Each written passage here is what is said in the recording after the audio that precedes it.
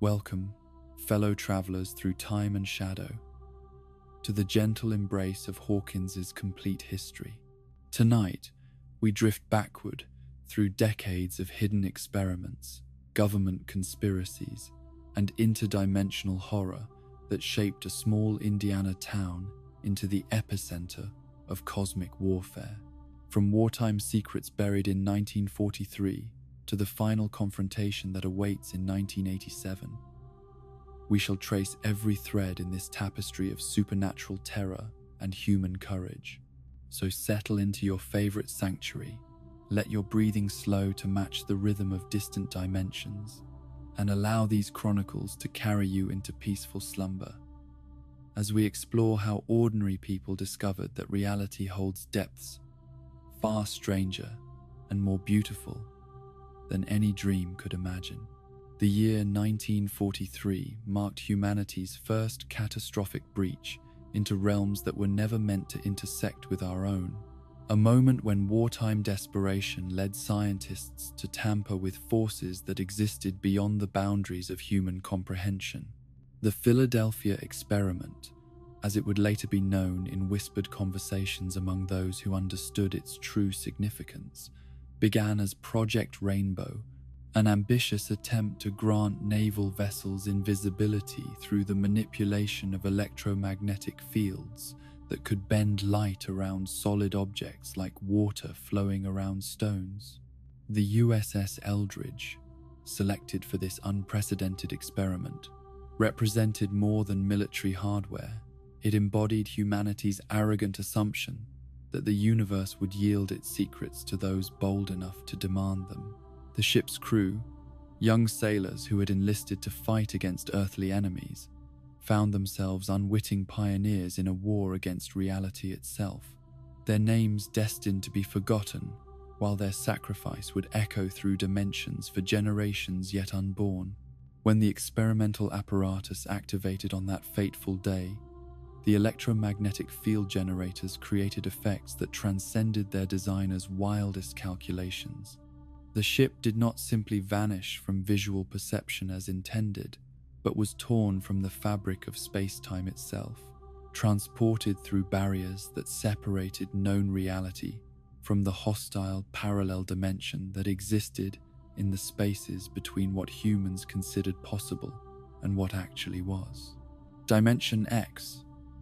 as scientists would later designate this alien realm,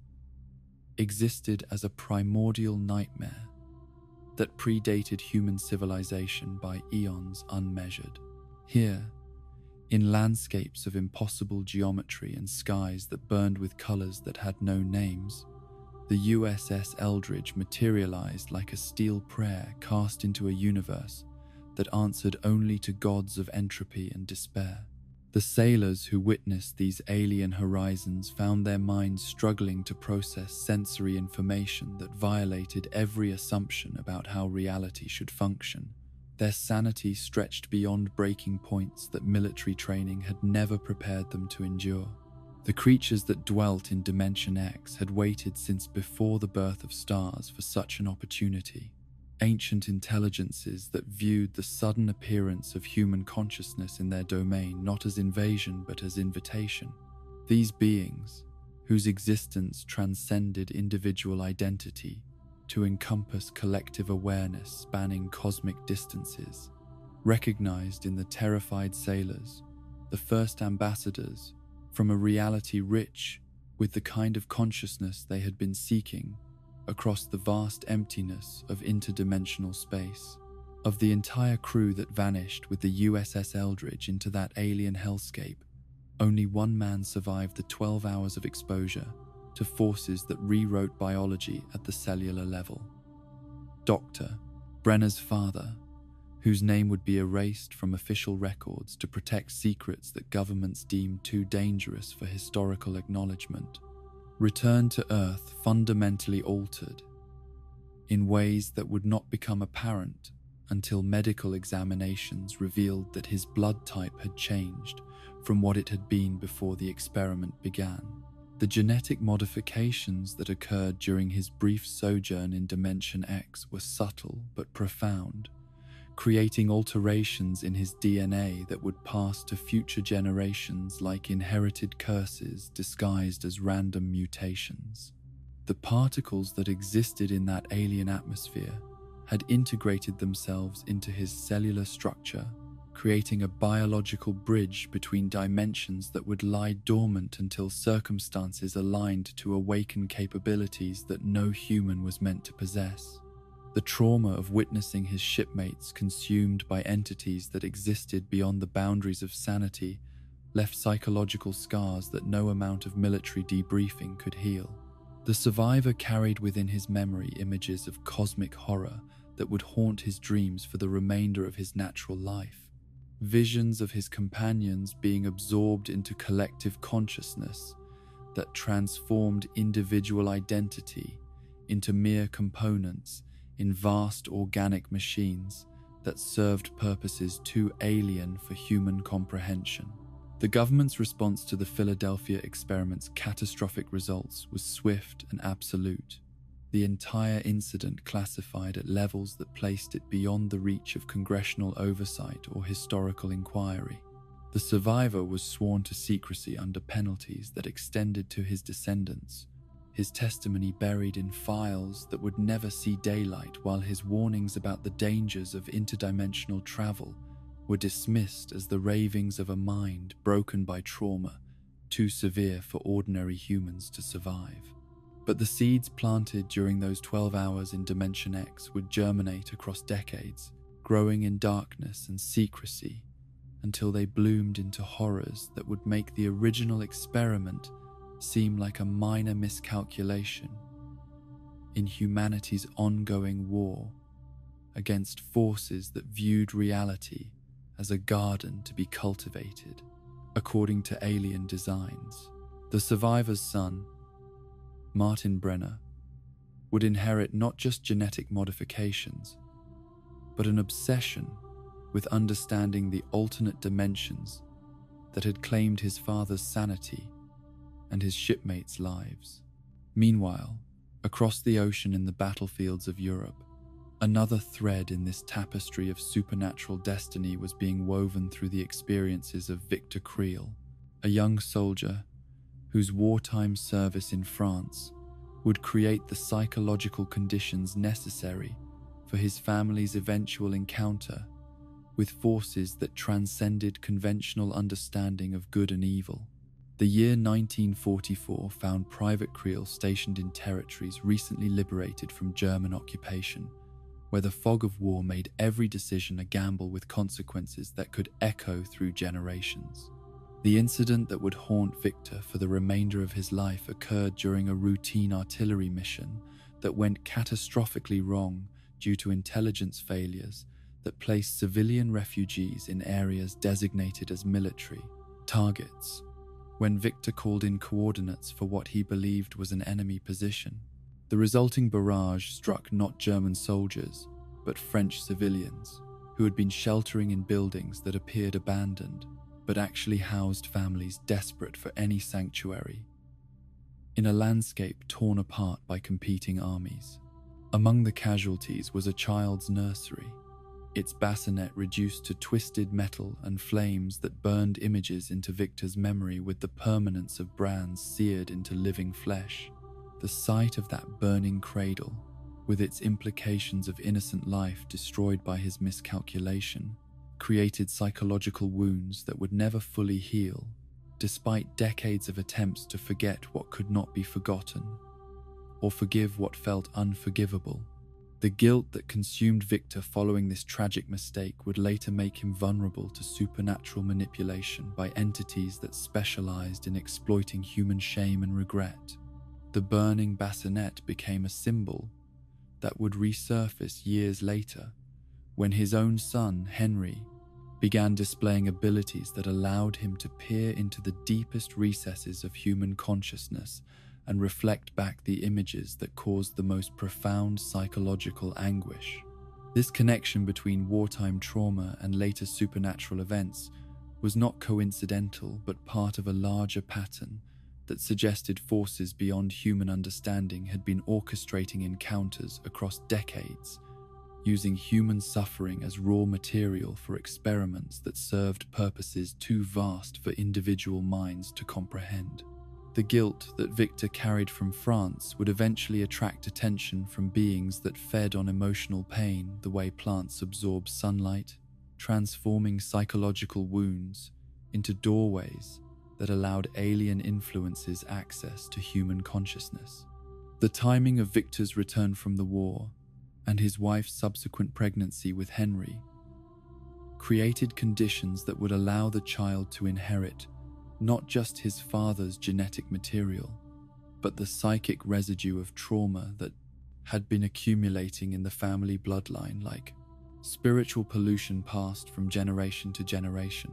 The child who would grow up to become Vecna was conceived in the shadow of his father's wartime guilt, his developing consciousness shaped by forces that viewed human suffering not as tragedy, but as opportunity for cultivation and eventual harvest. These parallel threads of supernatural contamination, the dimensional particles in Brenner's father's blood, and the psychic trauma embedded in Victor's memories, would converge years later in ways that neither family could have predicted, their children's lives becoming intertwined through shared exposure to forces that existed beyond the boundaries of normal reality. The Philadelphia experiment and Victor's wartime experience represented humanity's first contact with cosmic horror, opening doorways that could never be completely sealed and inviting attention from entities that measured time in eons rather than human lifespans. The decade of the 1950s witnessed the transformation of theoretical horror into practical nightmare as Martin Brenner, driven by his father's fragmentary memories of Dimension X, embarked upon a quest to understand and harness the forces that had claimed an entire naval crew and left only one survivor to bear witness to cosmic terrors that existed beyond human comprehension. The young scientist's obsession with his father's experiences represented more than filial curiosity. It embodied humanity's dangerous compulsion to weaponize phenomena that should have served as warnings rather than invitations for further experimentation.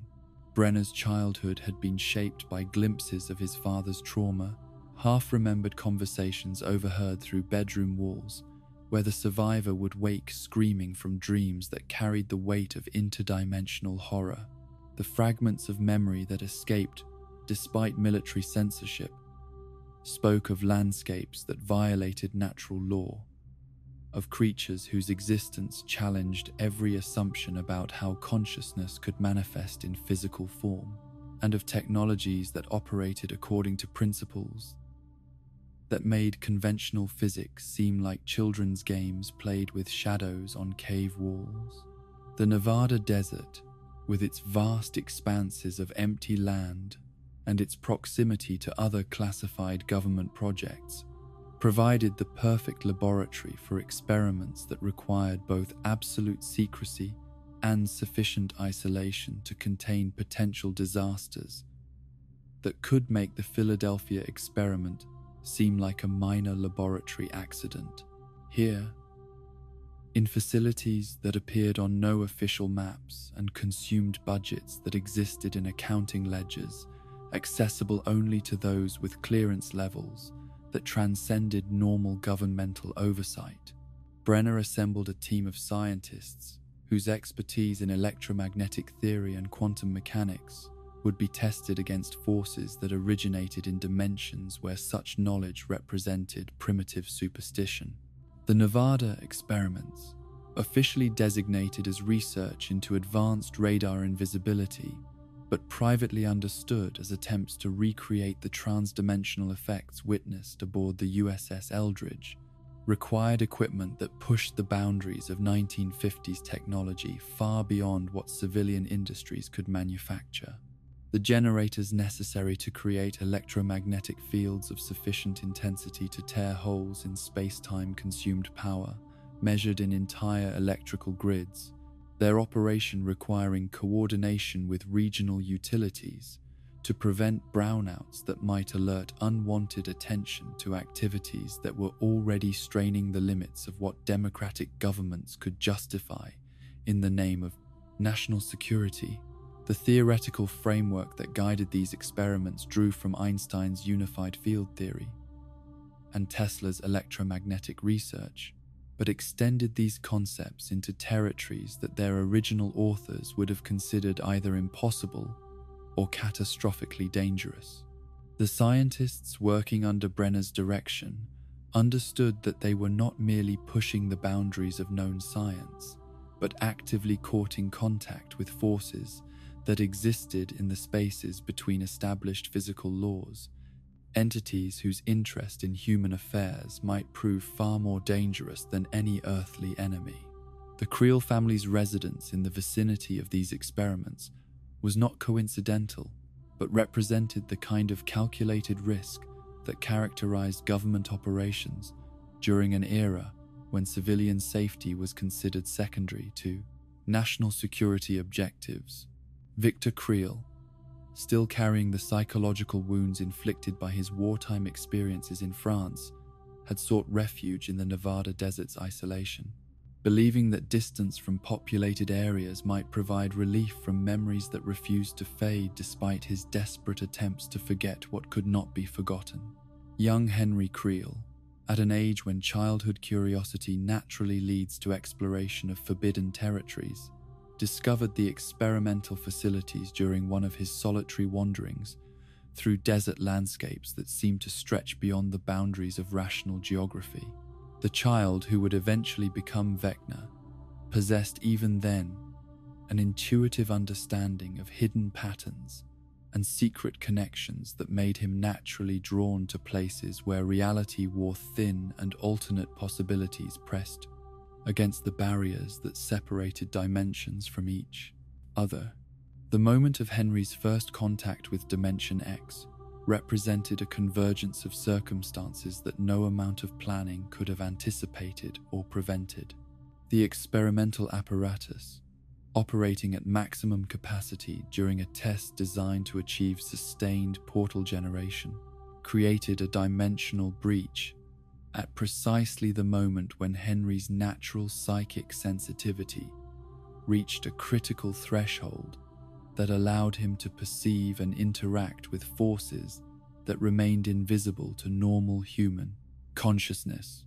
The transportation that occurred when Henry was caught within the experimental field's influence differed from the USS Eldridge incident in crucial ways that would determine the nature of his eventual transformation. Where the naval crew had been thrust into Dimension X as unprepared victims whose exposure lasted only long enough to destroy most of them while leaving one survivor traumatized beyond recovery, Henry's journey was longer and more controlled, allowing for a gradual adaptation that preserved his essential consciousness while fundamentally altering the mechanisms through which that consciousness operated. The hours that Henry spent wandering through landscapes that existed according to principles that violated human understanding of how reality should function created neural pathways that connected his developing brain to the vast, collective intelligence that ruled Dimension X, like a cosmic nervous system spanning distances measured in light years rather than terrestrial miles. The Mind Flayer, that ancient entity whose awareness encompassed entire galaxies while simultaneously focusing on minute details of individual consciousness, recognized in young Henry Creel the perfect candidate for a long-term experiment in the cultivation of human psychic potential. The creature's interest in Henry was not random predation, but careful selection based on qualities that made him uniquely suitable for the kind of gradual corruption that would preserve his usefulness while ensuring his eventual compliance with agendas that transcended human understanding. Henry's artistic sensibility, his emotional sensitivity, and his natural isolation from peers who could not comprehend his increasingly unusual perspectives created ideal conditions for influence that could be applied slowly and subtly over years rather than through the kind of obvious, possession that would alert potential opposition to the presence of alien manipulation. The Mind Flayer's methodology represented sophistication that surpassed human understanding of psychology and neurology, operating through principles that treated consciousness as a malleable substance that could be reshaped according to specific requirements, without destroying the essential qualities that made it valuable. The entity's approach to Henry's development resembled the patient cultivation of rare plants, applying precisely measured influences while allowing natural growth processes to proceed at their own pace toward predetermined outcomes. The genetic modifications that occurred during Henry's exposure to Dimension X were more subtle than those experienced by Brenner's father, reflecting the Mind Flayer's growing understanding of human biology and its desire to create changes that would remain undetectable by conventional medical examination, while providing the foundation for abilities that would manifest only when specific trigger conditions were met. The particles that integrated themselves into Henry's cellular structure carried information encoded at quantum levels that would gradually rewrite his DNA over the course of years, creating capabilities that would seem to emerge naturally from his own development rather than obvious artificial enhancement. The contradictions that would later emerge regarding Henry's agency versus the Mind Flayer's influence reflected the complexity of a relationship that transcended simple concepts of possession or control. The entity did not merely override Henry's will, but gradually integrated its own consciousness with his developing identity in ways that made it increasingly difficult to distinguish between thoughts that originated from human sources and those that emerged from alien intelligence, operating through borrowed neural pathways. When Henry returned from Dimension X, his physical appearance showed no obvious signs of the transformation that had occurred during his hours in that alien realm. But careful observers might have noticed subtle changes in his behavior and perception that suggested exposure to influences that existed beyond normal human experience. His drawings began to incorporate imagery that no child should have been able to conceive, geometric patterns and organic forms that seemed to writhe with life even when rendered in static media, suggesting that his visual cortex had been modified to perceive dimensions and entities that remained invisible to conventional sight. The knowledge that Henry brought back from his journey included understanding of concepts that would not be formally discovered by human science for decades, insights into the nature of consciousness and reality that allowed him to manipulate both with increasing sophistication as his abilities developed under the Mind Flayer's patient guidance. His capacity for telepathy and telekinesis emerged gradually, manifesting first as enhanced intuition and inexplicable knowledge before developing into the kind of overt psychic abilities that would eventually attract government attention and lead to his capture and imprisonment at Hawkins' laboratory. The theatrical symbolism embedded in Henry's later participation in Hawkins High School's production of Dark of the Moon reflected the Mind Flayer's understanding of human culture and its appreciation for the ironic parallels between art and reality that often emerged when alien intelligence observed human creative expression. The story of a witch boy who falls in love with a human girl served as an unconscious prophecy of Henry's own trajectory from supernatural entity back toward human connection, though the Mind Flayer's influence ensured that such connections would ultimately serve the entity's larger purposes rather than providing genuine redemption. The stage play represented Henry's last opportunity for authentic human interaction before the Mind Flayer's control mechanisms achieved sufficient integration to eliminate the possibility of genuine emotional connections that might interfere with his eventual role as an agent of interdimensional invasion. His performance in the production was remarkable not for its technical skill, but for the emotional authenticity that suggested some fragment of his original humanity continued to resist the alien influences that were reshaping his bow. Consciousness, according to cosmic designs that viewed individual identity as merely raw material for larger constructions. The Nevada experiments, viewed through this lens of Henry's transformation, represented not scientific inquiry but recruitment activity, a systematic search for human subjects whose natural psychic sensitivity made them suitable candidates for the kind of long-term cultivation that the mind flayer preferred to the crude possession techniques that destroyed more subjects than it preserved. The entity's patience reflected its understanding that the highest quality results required careful nurturing rather than forceful conversion, creating agents who retained enough humanity to navigate human society while serving alien purposes with absolute dedication. The cover-up that followed Henry's disappearance and eventual return created the first of many instances where government agencies would prioritize secrecy over public safety, establishing patterns of deception and misdirection that would characterize official responses to supernatural phenomena for decades to come. The classification of Henry's experience as a national security issue rather than a medical emergency reflected the military's growing understanding that the forces they were studying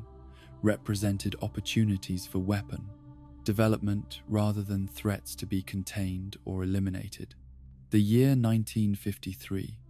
marked the official beginning of the United States government's systematic exploration of human consciousness as a weapon of war, a program that would make the fictional horrors of Hawkins' laboratory seem almost merciful by comparison to the real-world atrocities committed in the name of national security and scientific progress. The Central Intelligence Agency's MK-Ultra program, ostensibly designed to develop countermeasures against Soviet brainwashing techniques, evolved into a comprehensive assault on the sanctity of human consciousness that treated mental autonomy as a luxury that democratic societies could not afford during the escalating tensions of the Cold War. The program's scope extended far beyond the interrogation techniques that most historical accounts acknowledge, encompassing experiments in telepathy, precognition, and consciousness transfer that drew inspiration from phenomena reported by survivors of interdimensional contact like Brenner's father, and the growing number of individuals who claimed psychic abilities that conventional science could neither explain nor replicate. The researchers who volunteered for assignments within MK-Ultra's classified subdivisions understood that they were not merely pushing ethical boundaries, but actively courting contact with forces that existed beyond the reach of normal human perception. The selection criteria for experimental subjects reflected a callous disregard for human dignity that transformed hospitals and psychiatric facilities into hunting grounds for researchers seeking individuals whose mental conditions made them unlikely to be believed if they survived to report their experiences. Women suffering from postpartum depression, veterans struggling with what would later be recognized as post-traumatic stress disorder, and patients committed for conditions as minor as persistent anxiety became unwitting pioneers in explorations of consciousness that treated human minds as disposable laboratory equipment to be used until they broke beyond repair. The drug cocktails administered to these subjects combined pharmaceutical agents that had never been tested in combination with experimental compounds synthesized in laboratories that operated without oversight from medical ethics boards or regulatory agencies that might have questioned the wisdom of inducing artificial psychosis in subjects who had not consented to participate in research, whose true purposes were concealed behind layers of classification that placed them beyond the reach of legal protection or medical advocacy. The sensory deprivation techniques that supplemented chemical intervention drew inspiration from accounts of mystical experiences and reports of spontaneous psychic phenomena that suggested human consciousness could be artificially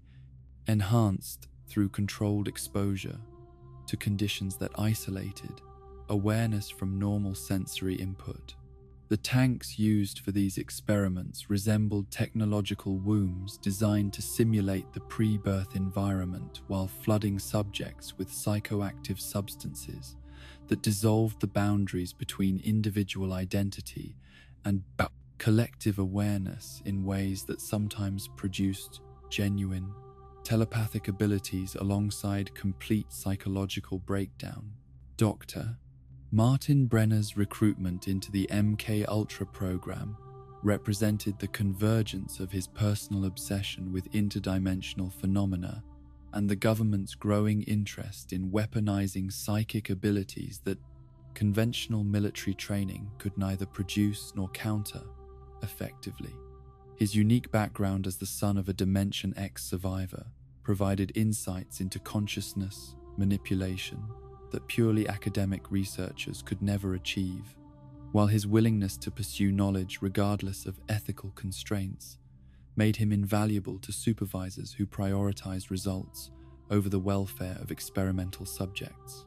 The relocation of the Creel family to Hawkins,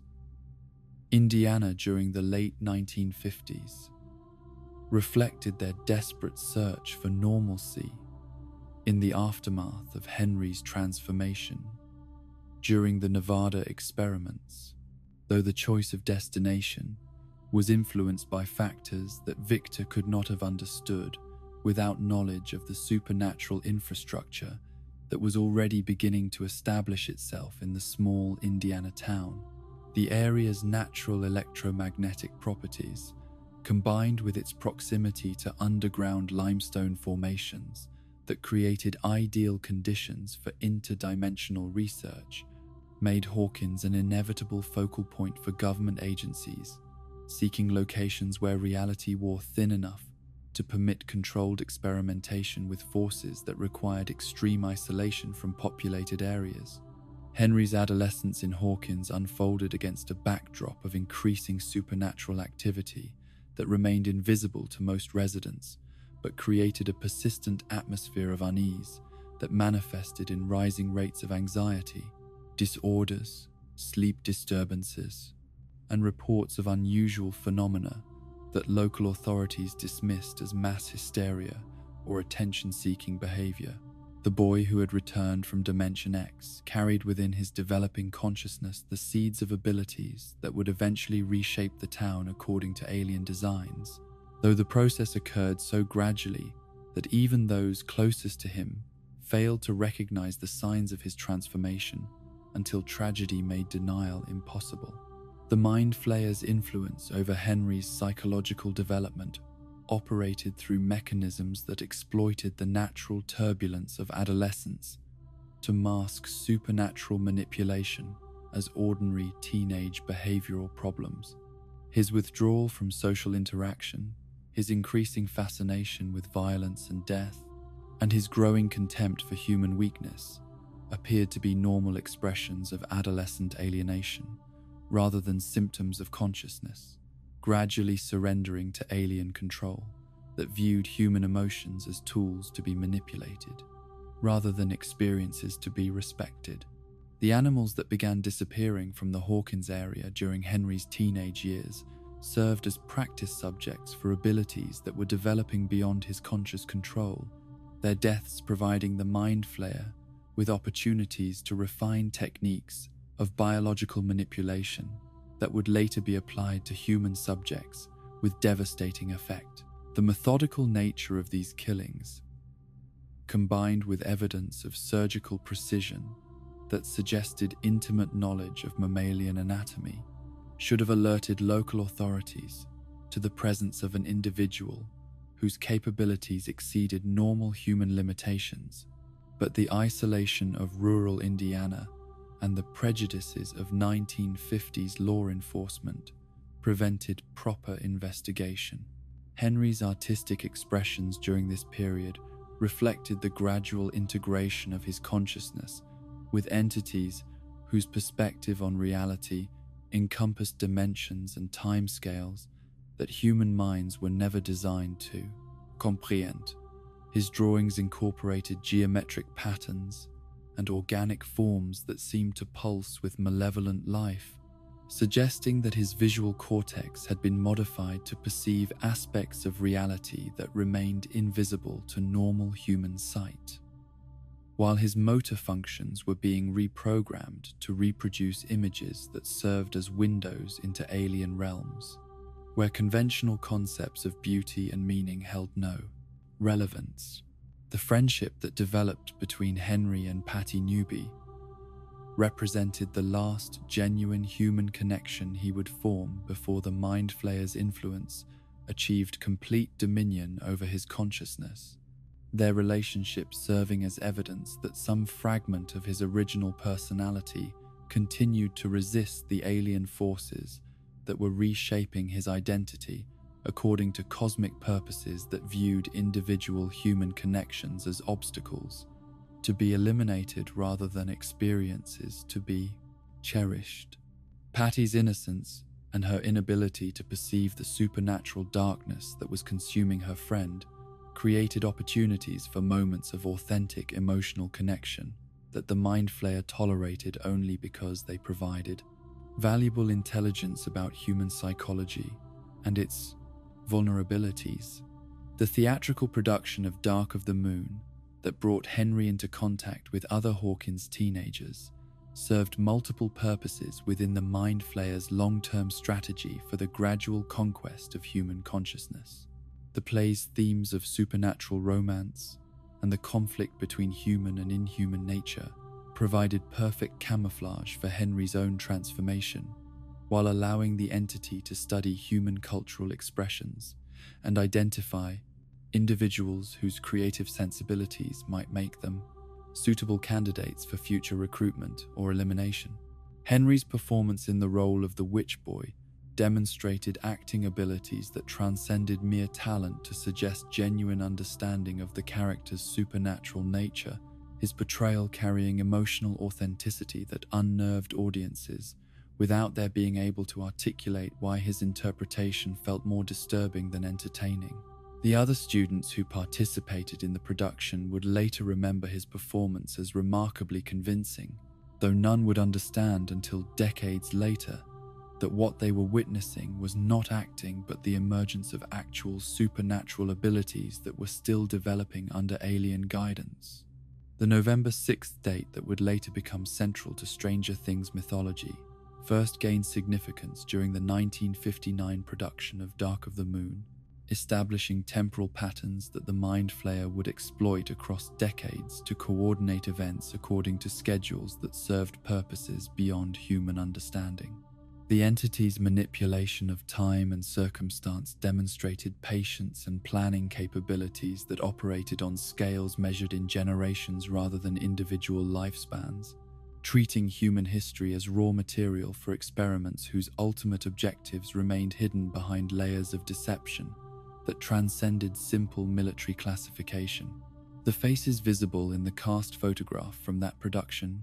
represented a cross-section of Hawkins society that included future parents of children who would eventually become central to the town's supernatural crisis. Their participation in Henry's final performance as an apparently normal teenager, marking them as unwitting witnesses to the last moments of his humanity before the Mind Flayer's control mechanisms achieved permanent dominance over his consciousness. Joyce Maldonado's presence among the cast and crew created connections that would prove significant decades later when her son Will became a target for entities whose interest in the Byers family originated from patterns established during this seemingly innocent high school production. The culmination of Henry's transformation occurred on a night when the barriers between dimensions wore particularly thin due to electromagnetic disturbances that accompanied his family's growing awareness of his supernatural capabilities. The murders that followed were not spontaneous acts of violence, but carefully orchestrated demonstrations of power designed to eliminate witnesses who might have interfered with the Mind Flayer's plans, while providing Henry with his first experience of using psychic abilities to destroy human life on a scale that would prepare him for future atrocities. The methodical nature of the killings reflected planning and premeditation that exceeded what any human teenager could have achieved without supernatural assistance. The precise application of telekinetic force, suggesting intimate knowledge of human anatomy, and the specific pressures required to cause maximum suffering while ensuring eventual death. The scene that greeted investigators resembled the aftermath of a natural disaster rather than domestic violence. The impossible positioning of bodies and the absence of physical evidence pointing to human perpetrator, creating mysteries that local law enforcement lacked the conceptual framework to solve. Victor Creel's survival of the massacre was not coincidental, but represented the Mind Flayer's understanding that leaving one witness alive would provide more effective cover for Henry's transformation than eliminating the Commonwealth's entire family and risking investigations that might uncover evidence of supernatural involvement. Victor's testimony about demonic possession and supernatural attack created the kind of sensational narrative that discredited itself through its very impossibility, ensuring that serious investigators would focus on prosaic explanations rather than considering the reality of interdimensional influence that transcended normal human understanding. The commitment proceedings that resulted in Victor's institutionalization served multiple purposes within the larger pattern of cover-up and misdirection that characterized official responses to supernatural phenomena throughout the Cold War era. His incarceration removed a potential source of accurate information about Henry's transformation, while creating documentation that portrayed him as mentally unstable and therefore unreliable. His claims about demonic influence, dismissed as psychological damage resulting from trauma that conventional therapy could never fully address. The official explanation for the Creel family murders satisfied public curiosity while concealing the truth about supernatural forces that were beginning to establish permanent influence within Hawkins through methods that combined psychological manipulation with interdimensional technology that operated according to principles that human science was only beginning to glimpse through theoretical physics and quantum mechanics research that remained decades away from practical application. Henry's apparent death during the massacre created the perfect cover for his transformation into something that was no longer recognizably human, his legal non-existence providing freedom to develop abilities and pursue objectives that required absolute secrecy, while his presumed mortality ensured that no official investigations would seek to locate or monitor someone whose continued existence had been erased from public records through methods that combined bureaucratic efficiency with supernatural misdirection. The aftermath of the Creel family tragedy established patterns of official deception and public amnesia that would characterize Hawkins' relationship with supernatural phenomena for decades to come,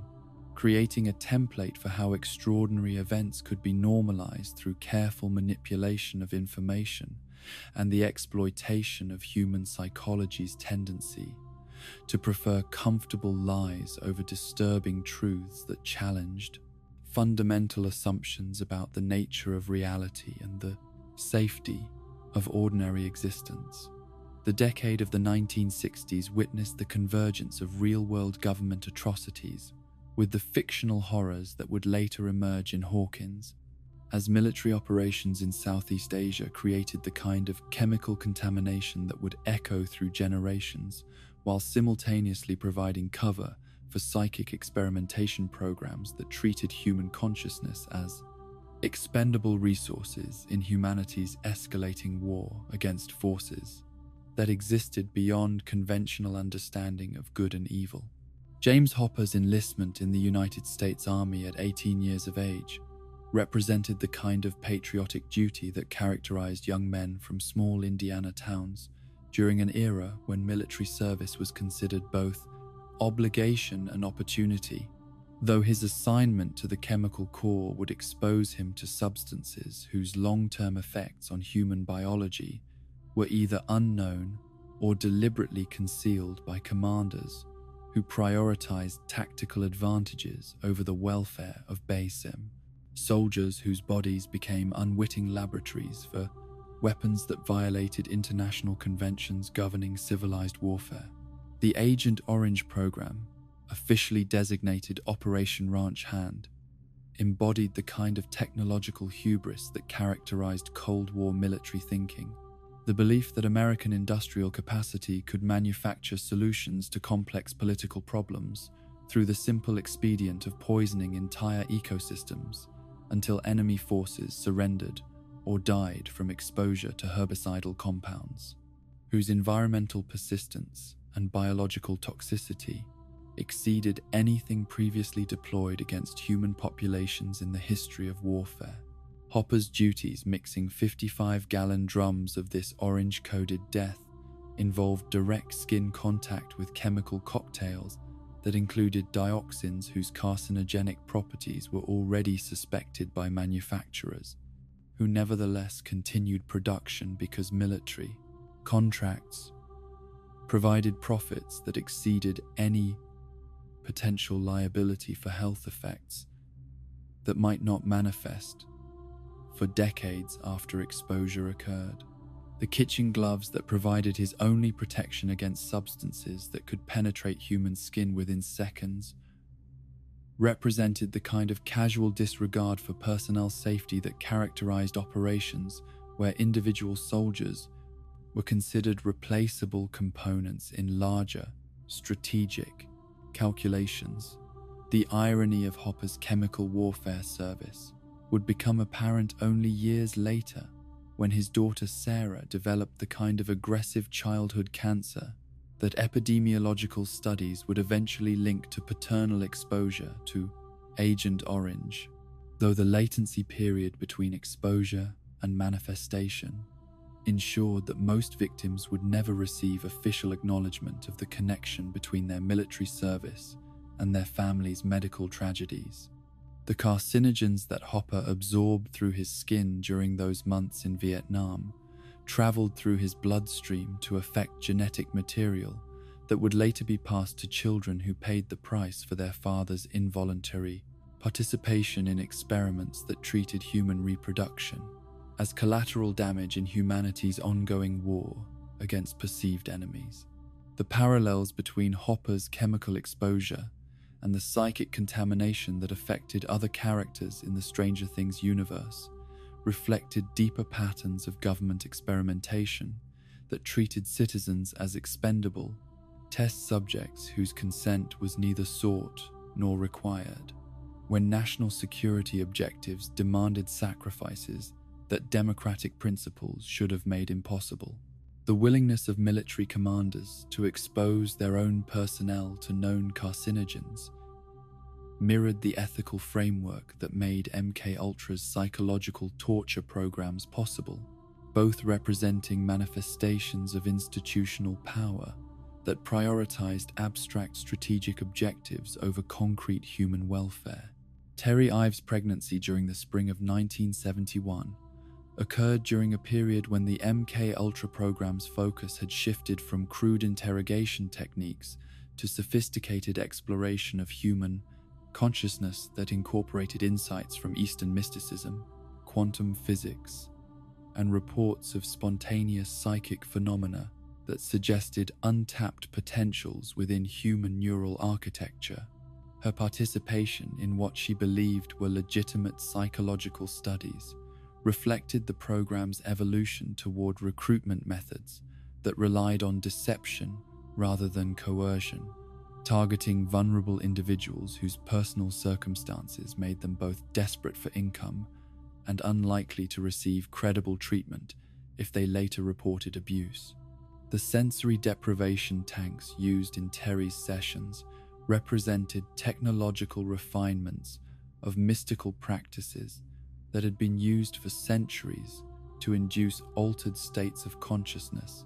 Though the combination of isolation with experimental psychoactive substances transformed these ancient techniques into weapons capable of shattering human personality structures with precision that conventional torture could never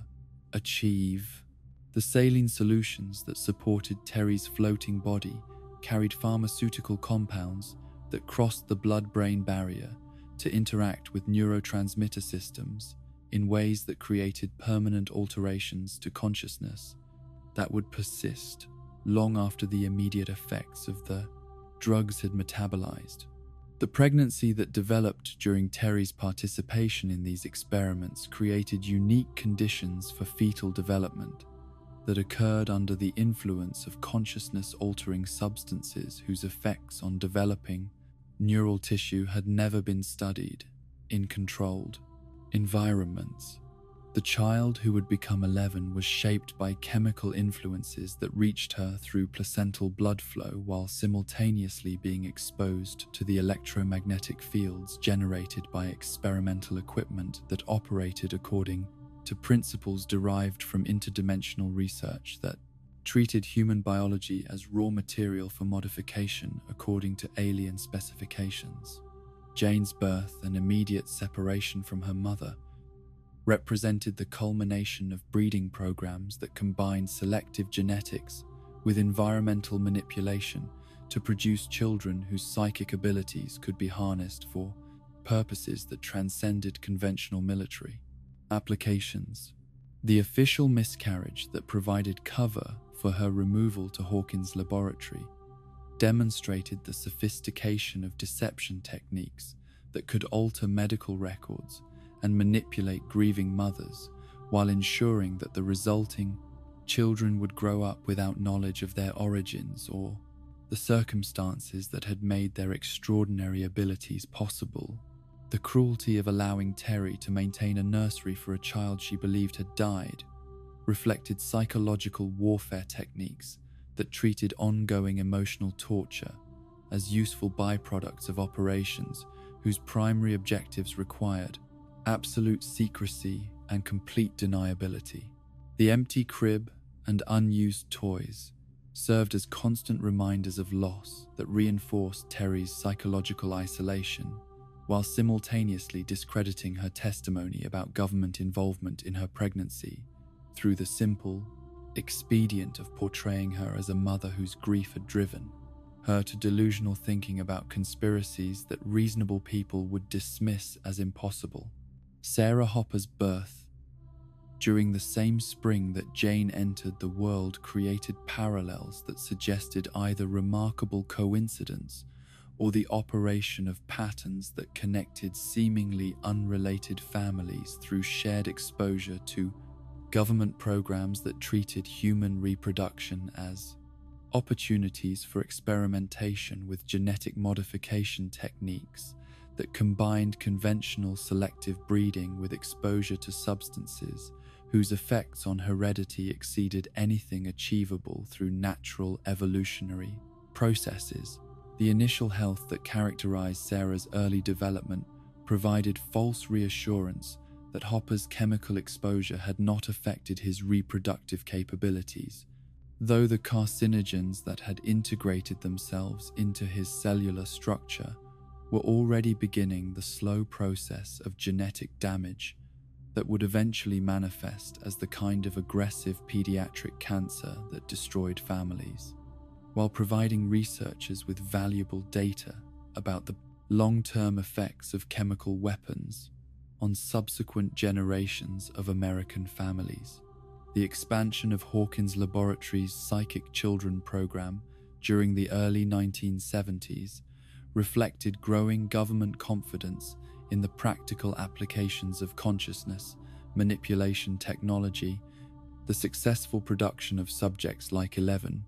demonstrating that human psychic potential could be artificially enhanced through methods that combined pharmaceutical intervention with electromagnetic stimulation and psychological conditioning that treated developing minds as software to be programmed according to specifications that served purposes beyond conventional military strategy. The numerical designations assigned to psychic test subjects reflected institutional thinking that reduced human children to inventory items whose value was measured solely through their utility as weapon systems capable of remote surveillance, telepathic communication, and telekinetic manipulation of matter at distances that exceeded the range of conventional military hardware. The absence of names and the systematic elimination of family connections ensured that emotional attachments could not interfere with training regimens that required absolute compliance with instructions that often demanded actions that normal human psychology would find morally repugnant. Kaylee's development as subject number 8 demonstrated that different children responded to consciousness manipulation techniques in ways that produced distinct categories of psychic abilities. Her specialization in illusion generation, complementing Eleven's telekinetic powers, while suggesting that the full scope of human psychic potential remained largely unexplored despite years of systematic research that had already exceeded the boundaries of ethical scientific investigation by margins that would have horrified researchers who retained any connection to humanitarian values. The theoretical framework that guided these experiments drew from classified research into the nature of consciousness itself, incorporating insights from interdimensional contact reports and studies of spontaneous psychic phenomena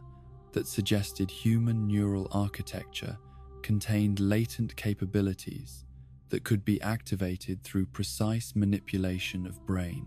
chemistry, and electromagnetic stimulation patterns that resonated with frequencies detected in dimensional rifts and supernatural manifestations that government agencies had been monitoring since the Philadelphia experiment. The 1978 convergence of tragedies that claimed Sarah Hopper's life, while simultaneously destroying Terry Ives' sanity, represented the culmination of chemical and psychic contamination programs whose effects were designed to manifest years or decades after initial exposure occurred. Sarah's cancer, developing with the aggressive patterns characteristic of environmentally induced malignancies, demonstrated the delayed consequences of her father's involuntary participation in chemical warfare programs that had treated American soldiers as expendable test subjects for weapons whose long-term effects on human biology exceeded anything acknowledged in official medical literature. The timing of Sarah's death at 7 years of age created emotional parallels with Eleven's development that suggested either coincidental tragedy or the operation of supernatural forces that fed on human suffering while simultaneously using that suffering as raw material for experiments that served purposes beyond human comprehension. The loss that devastated Hopper's family provided the kind of psychological vulnerability that made him susceptible to manipulation by entities whose understanding of human psychology enabled them to exploit grief as a weapon more effective than any conventional form of coercion. Terry's final attempt to recover her daughter from Hawkins' laboratory represented the kind of desperate parental love that transcended rational calculation of odds or consequences. Her armed infiltration of a classified government facility, demonstrating courage that should have been celebrated rather than punished, through the application of torture techniques that were officially prohibited under international law, but routinely employed against individuals whose knowledge threatened institutional secrets that extended beyond national security into realms of supernatural horror that democratic governments were neither equipped to acknowledge nor prepared to address through normal constitutional processes. The electroshock treatments that reduced Terry to a catatonic state served multiple purposes within the larger framework of consciousness research, simultaneously eliminating a potential source of embarrassing revelations while providing researchers with opportunities to study the effects of deliberate neural damage on psychic abilities that might persist despite the destruction of personality structures that normally provided conscious control over supernatural capabilities. Her condition became a living laboratory for investigations into the relationship between identity and psychic power, her repeated utterances of fragments from her traumatic memories serving as evidence that consciousness could survive even systematic attempts at its obliteration. Kali's escape from Hawkins' laboratory during this same period demonstrated that the psychic children were developing abilities that exceeded their handler's ability to control or contain them. Her successful flight to Chicago, representing the first major security breach in a program whose existence depended on absolute secrecy and complete control over all participants. Her survival in the outside world proved that the laboratory's products could adapt to normal society despite their artificial enhancement, though her subsequent development of a criminal lifestyle suggested that the moral conditioning intended to ensure their loyalty to government interests had been less successful than administrators preferred to acknowledge. The underground networks that facilitated Kali's survival revealed the existence of communities that provided support for individuals whose experiences with government experimentation had left them simultaneously enhanced and traumatized. Their shared knowledge of official crimes, creating bonds that transcended normal social relationships while providing resources for resistance activities that operated beyond the reach of conventional law enforcement agencies whose jurisdiction did not extend to acknowledgement of programs that officially did not exist. The philosophical questions raised by these parallel tragedies extended beyond individual suffering to encompass broader issues about the relationship between government power and human dignity, the legitimacy of sacrificing some citizens for the theoretical benefit of others, and the moral responsibilities that accompanied the development of technologies that could enhance human capabilities while simultaneously destroying the ethical frameworks that made such enhancement meaningful rather than merely functional. The legacy of these 1970s experiments would eventually manifest in the supernatural crisis that engulfed Hawkins during the following decade, the psychic children who survived the program carrying within their enhanced consciousness both the potential for heroic resistance against cosmic horror and the psychological damage that made them vulnerable to manipulation by entities whose understanding of trauma exceeded anything achieved by human psychology, despite decades of systematic research into the mechanisms through which suffering could be transformed into weapons that served purposes beyond the comprehension of their original victims. The final year of the 1970s marked the culmination of decades of interdimensional experimentation and psychic manipulation, as Henry Creel's transformation from troubled child to cosmic horror reached its inevitable conclusion within the sterile confines of Hawkins' laboratory, where Dr. Martin Brenner's obsession with weaponizing human consciousness had created conditions that would ultimately unleash forces beyond any government's ability to control or comprehend. The boy who had once befriended Patty Newby and performed in high school theatrical productions had been systematically stripped of his humanity through years of captivity that treated his extraordinary abilities as strategic assets rather than expressions of a consciousness that deserved protection rather than exploitation. The control device that Brenner had implanted in Henry's nervous system represented the pinnacle of 1970s neurotechnology, a sophisticated mechanism that could suppress psychic abilities through electromagnetic interference patterns that disrupted the neural pathways responsible for telekinetic and telepathic phenomena. The device operated like a technological leash that allowed researchers to study Henry's capabilities without risking the kind of catastrophic outbreak that his unrestricted powers could unleash upon personnel who lacked any defense against abilities that transcended normal physical laws and operated according to principles that conventional military training could neither anticipate nor counter effectively. The years of enforced compliance that followed Henry's capture had gradually eroded whatever remained of his original personality, replacing human emotions with alien coldness that viewed other consciousness as obstacles to be eliminated rather than connections to be cherished.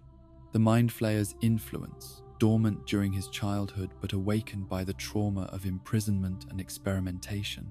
had slowly integrated itself with his developing adult consciousness until distinguishing between his own thoughts and the entity's manipulations became impossible, even for Henry himself. The other children who shared Henry's captivity represented various stages in Brenner's attempts to artificially replicate the natural psychic abilities that had emerged from Henry's exposure to Dimension X during the Nevada experiments, their numbered designations reflecting institutional thinking that reduced human beings to inventory items whose value was measured solely through their utility as weapon systems capable of remote surveillance and telepathic communication with enemy agents who possessed no defense against psychic infiltration techniques that exceeded the capabilities of conventional intelligence gathering methods. Eleven's development within this artificial family of psychic children occurred under conditions that combined maternal deprivation with systematic conditioning designed to eliminate emotional responses that might interfere with operational effectiveness, her training regimen treating empathy and compassion as weaknesses to be suppressed rather than human qualities that provided meaning and purpose to existence, beyond mere survival or strategic advantage. The sensory deprivation techniques that enhanced her abilities simultaneously isolated her from normal human interaction, creating psychological vulnerabilities that made her both more powerful as a psychic weapon and more susceptible to manipulation by handlers who understood that emotional dependency could be more effective than physical coercion for ensuring compliance with instructions that often required actions that normal human psychology would find morally repugnant. The friendship that developed between Henry and Eleven represented an unexpected complication in Brenner's carefully controlled experimental environment, their emotional connection threatening to provide both subjects with the kind of human attachment that could undermine institutional authority and create resistance to conditioning programs that required absolute psychological isolation from sources of comfort or understanding that existed beyond laboratory walls. Henry's recognition of Eleven's genuine innocence and potential for goodness awakened fragments of his own suppressed humanity, creating internal conflicts between his growing attachment to the young girl and the Mind Flayer's agenda for using her abilities to advance objectives that required the elimination of human consciousness as an obstacle to cosmic domination. The manipulation that Henry employed to convince Eleven to remove his control device represented the culmination of years spent studying human psychology and exploiting emotional vulnerabilities with precision that exceeded anything achievable through conventional training in deception and influence. His approach combined genuine affection for her with calculated exploitation of her desire for connection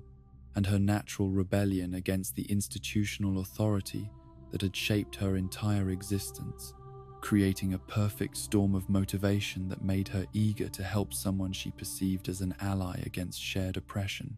The moment when Eleven's powers disabled the electromagnetic suppression system that had contained Henry's abilities for years, created a dimensional breach that released not just his individual capabilities, but also provided the Mind Flayer with direct access to Earth's reality. Through neural pathways that had been artificially enhanced through decades of scientific experimentation, the entity's consciousness, which had remained partially dormant during Henry's imprisonment, awakened with the fury of cosmic intelligence that had been constrained by technological limitations, but never truly defeated or eliminated from its host's increasingly alien psychology. The massacre that followed Henry's liberation demonstrated the extent to which his consciousness had been corrupted by interdimensional influence. His systematic elimination of laboratory personnel revealing both tactical sophistication that exceeded human strategic thinking and emotional coldness that treated murder as a technical problem to be solved rather than a moral choice that carried weight and consequence beyond immediate, practical considerations. The precision with which he applied telekinetic force to crush skulls and snap necks suggested intimate knowledge of human anatomy that had been acquired through years of observing death and suffering with the detached interest of a scientist studying laboratory specimens rather than the emotional engagement of someone who recognized victims as fellow conscious beings, deserving of compassion and protection. The children who died during Henry's rampage represented casualties in a war between human and inhuman consciousness that had been raging since the Philadelphia experiment first opened doorways between dimensions that should have remained forever sealed, their deaths serving as proof that the government's attempts to weaponize supernatural phenomena inevitably created threats that exceeded any strategic advantages that such weapons might provide against earthly enemies who possessed no defense against cosmic horror operating through human agents whose loyalty had been purchased through methods that transcended conventional concepts of coercion or persuasion. Eleven's desperate attempt to stop Henry's killing spree by opening a portal to Dimension X represented the first time that her abilities had been used according to her own moral choices rather than institutional programming. Her decision to send him into exile rather than attempting to kill him outright, reflecting an ethical sophistication that years of conditioning had failed to eliminate, despite systematic attempts to suppress emotional responses that might interfere with her effectiveness as a psychic weapon. The portal that she created represented not just telekinetic manipulation of space-time, but also moral judgment that recognized Henry's humanity, even as she acknowledged the necessity of preventing further bloodshed. The transformation that occurred when Henry passed through the dimensional barrier into the alien realm that had shaped his consciousness demonstrated the extent to which prolonged exposure to the Mind Flayer's influence had prepared his biology for integration with environments that operated according to principles that human evolution had never encountered. His physical form, already modified by decades of psychic enhancement and electromagnetic manipulation, adapted to Dimension X's hostile conditions in ways that preserved his consciousness while fundamentally altering his appearance and capabilities according to specifications that served the entity's long-term objectives for dimensional conquest. The emergence of Vecna from Henry's transformation represented the completion of a process that had begun during his childhood exposure to interdimensional forces, his evolution from troubled human child to cosmic horror, embodying the Mind Flayer's understanding of how human potential could be harvested and redirected to serve purposes that transcended individual survival or species loyalty. The skeletal appearance and burned flesh that characterized his new form reflected not just the environmental effects of prolonged residence in Dimension X, but also the spiritual corruption that had consumed his humanity until only alien intelligence remained to animate tissue that retained human shape while serving inhuman purposes. The years that Henry spent exploring Dimension X following his banishment allowed him to develop deeper communion with the Mind Flayer and its various subsidiary entities, his consciousness gradually expanding to encompass awareness of the vast network of controlled realities that the entity had been constructing across multiple dimensions for purposes that measured success in geological rather than human timescales. His role within this cosmic hierarchy evolved from simple host to active collaborator. His human memories and understanding of terrestrial psychology, making him invaluable for planning invasion strategies that required intimate knowledge of human vulnerabilities and the specific approaches that would prove most effective, converting individual consciousness to serve collective objectives. The intelligence gathering that Vecna conducted during his dimensional exile included detailed reconnaissance of Earth's supernatural defenses and the identification of individuals whose psychic abilities or strategic positions made them either valuable recruits or dangerous obstacles to the Mind Flayer's expansion into human reality. His observations of Eleven's continued development within Hawkins' laboratory provided crucial information about the extent to which human consciousness could be artificially enhanced while maintaining sufficient individual identity to serve as effective agents rather than mere extensions of cosmic intelligence that lacked the creativity and adaptability that independent thought could provide. The period between 1979 and 1983 witnessed Eleven's evolution from traumatized child subject to sophisticated psychic operative whose abilities had been refined through training regimens that combined sensory deprivation with electromagnetic stimulation and pharmaceutical enhancement. Her development representing the successful application of techniques that had been perfected through experimentation on dozens of previous subjects, whose failures had provided valuable data about the optimal methods for consciousness modification. Her specialization in remote viewing and telepathic surveillance made her invaluable for Cold War intelligence operations that required capabilities beyond anything achievable through conventional espionage techniques. The Soviet targets that Eleven was assigned to monitor represented high-priority intelligence objectives whose activities threatened American strategic interests in ways that conventional surveillance methods could not penetrate due to security measures that anticipated technological eavesdropping but remained vulnerable to psychic observation techniques that operated according to principles that materialist philosophy dismissed as impossible, despite growing evidence that consciousness possessed capabilities that transcended normal physical limitations. The encounter with the Demogorgon that would ultimately lead to Will Byers' disappearance occurred during one of these reconnaissance missions. Eleven's psychic projection into Soviet facilities, inadvertently creating contact with entities whose presence in Earth's reality had been growing stronger as dimensional barriers continued to weaken under pressure from ongoing government experiments with interdimensional technology. The predatory creature that she discovered represented not just alien biology, but also active intelligence gathering by forces that were studying human civilization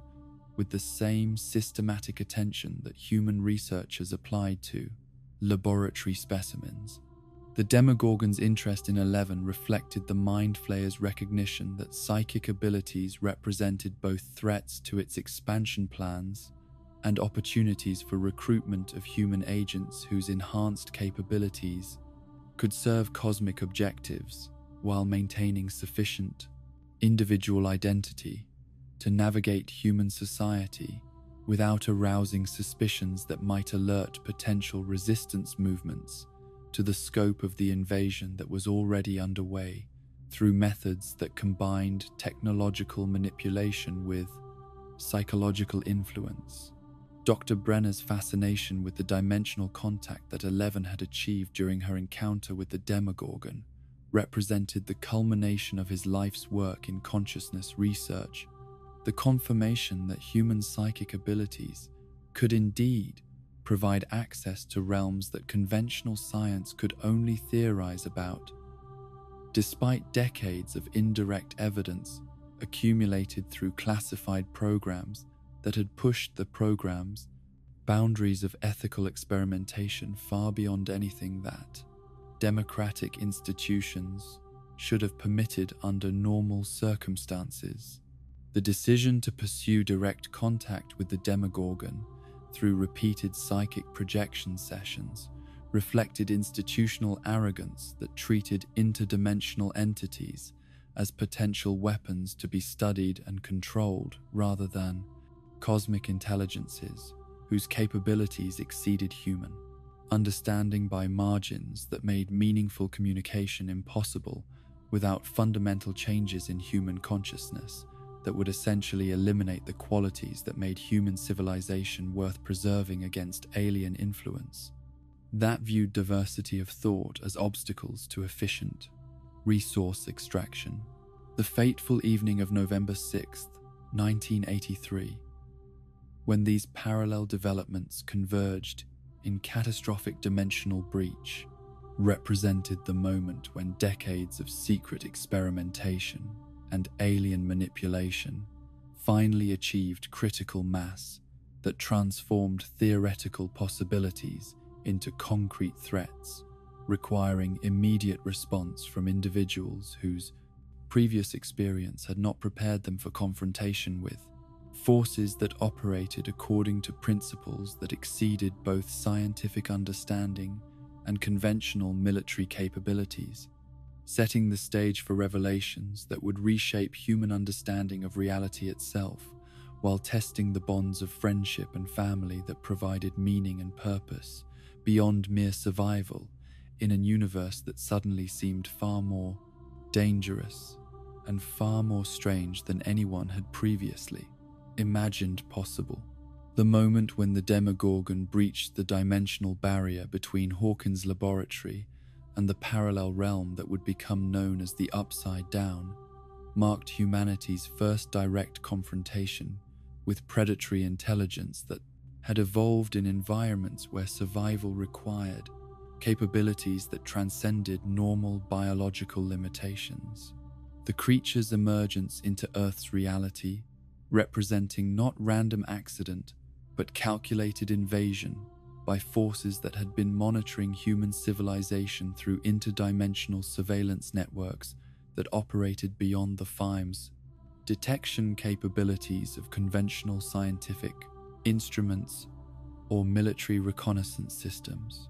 Will Byers' bicycle journey home from Mike Wheeler's basement on that November evening unfolded through Hawkins streets that had been transformed by invisible dimensional disturbances into hunting grounds where normal physical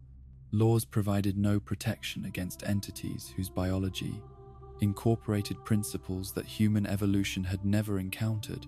His innocent passage through familiar neighborhoods carrying him directly into the path of cosmic horror that had been attracted to Earth by decades of government experimentation with forces that should have remained forever beyond human reach or understanding. The Demogorgon that pursued Will through the night-darkened roads of suburban Indiana represented more than alien predator seeking easy prey. It embodied the Mind Flayer's reconnaissance mission to identify and capture human subjects whose natural psychic sensitivity made them valuable candidates for consciousness modification experiments that would expand the entity's understanding of how human awareness could be harvested and redirected to serve purposes that transcended individual survival or species loyalty, to encompass cosmic objectives that measured success in geological rather than human timescales. Will's flight toward his family home demonstrated the kind of instinctive intelligence that had enabled human survival through millennia of natural predation. His recognition that conventional hiding places might provide temporary refuge, allowing him to reach Castle Byers before the creature's supernatural tracking abilities could locate him through methods that combined biological scent, detection with psychic resonance patterns that operated according to principles that normal human psychology could neither comprehend nor effectively counter without access to abilities that existed beyond the boundaries of natural human development. The fort that Will and Jonathan had constructed in the woods behind their home represented more than childhood creativity. It embodied the human capacity for transforming hostile environments into spaces of safety and comfort through collaborative effort and shared imagination. The structure's combination of practical engineering and emotional significance, creating a sanctuary that possessed qualities beyond its mere physical materials, qualities that would later prove important when supernatural forces threatened to overwhelm individual resistance with collective consciousness that viewed human identity as obstacles to efficient resource extraction. The Demogorgon's eventual discovery of Will's hiding place demonstrated the futility of conventional defensive strategies against entities whose capabilities exceeded normal biological limitations by margins that made human survival dependent on factors beyond physical strength or tactical intelligence. The creature's ability to phase between dimensions, allowing it to bypass barriers that would have provided absolute protection against earthly predators, while simultaneously accessing Will's location through psychic resonance that made concealment impossible, regardless of physical, distance, or intervening obstacles. The transportation that occurred when the creature seized Will represented not simple abduction but carefully orchestrated relocation to the parallel dimension that served as staging area for the Mind Flayer's ongoing invasion of human reality. His transfer to the Upside Down,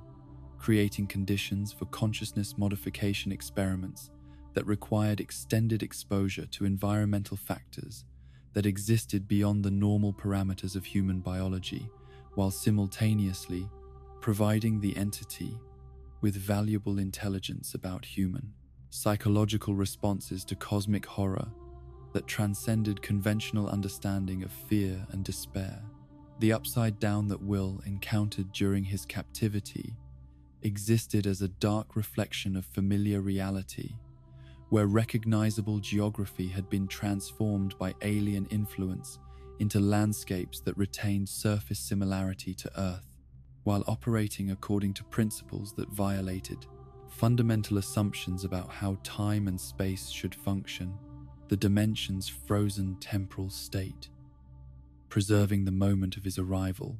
while simultaneously allowing for experiences that transcended normal causality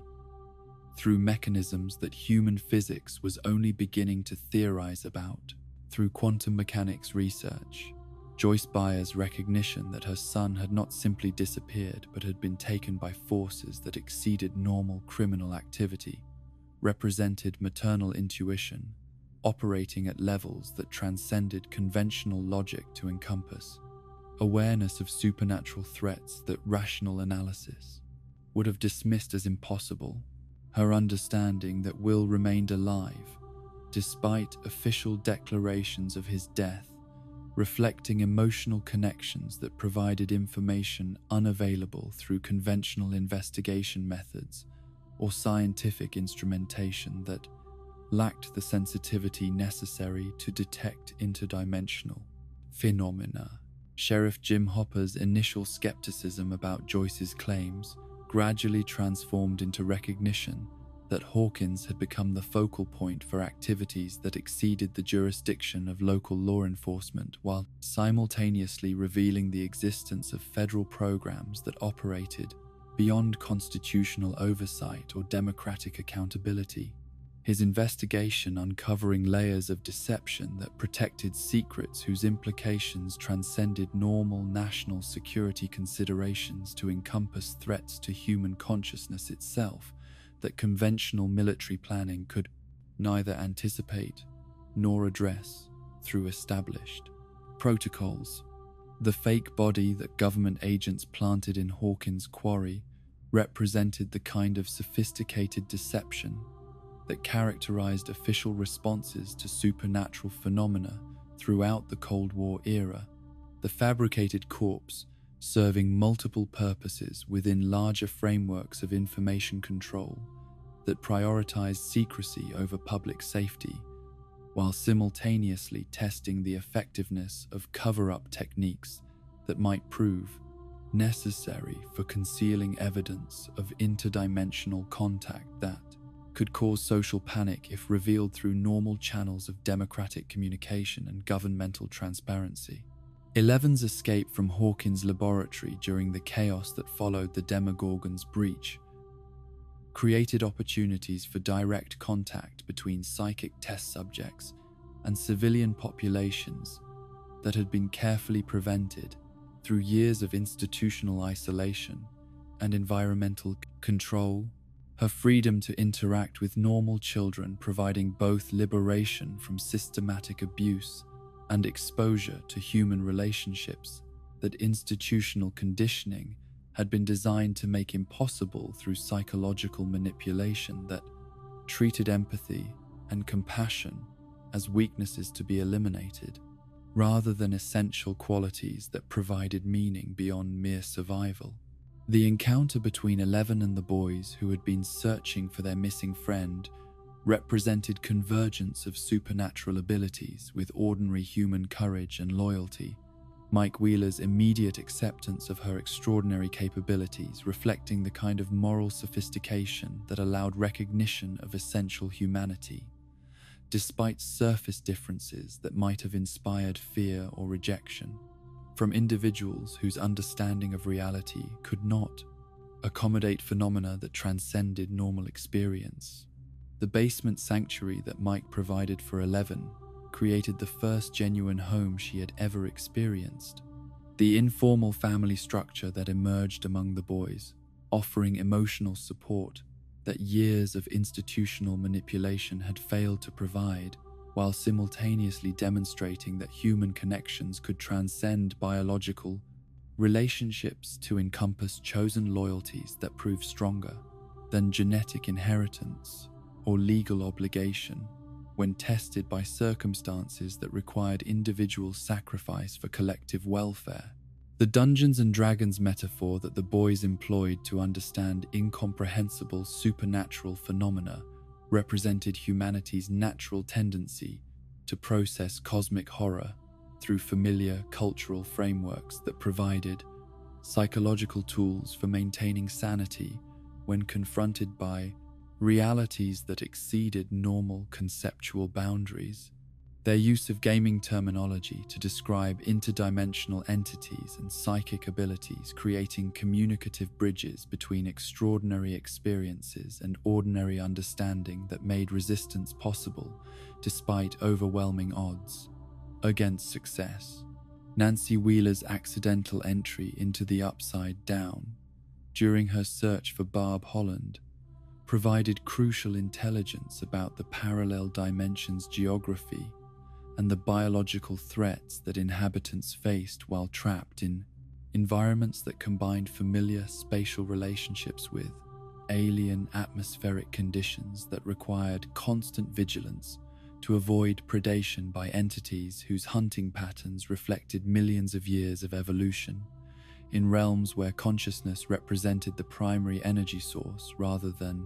mere byproduct of biological processes. The temporary portal that Nancy used to escape from the Upside Down demonstrated that dimensional barriers could be crossed in both directions under specific circumstances that involved emotional resonance and desperate motivation.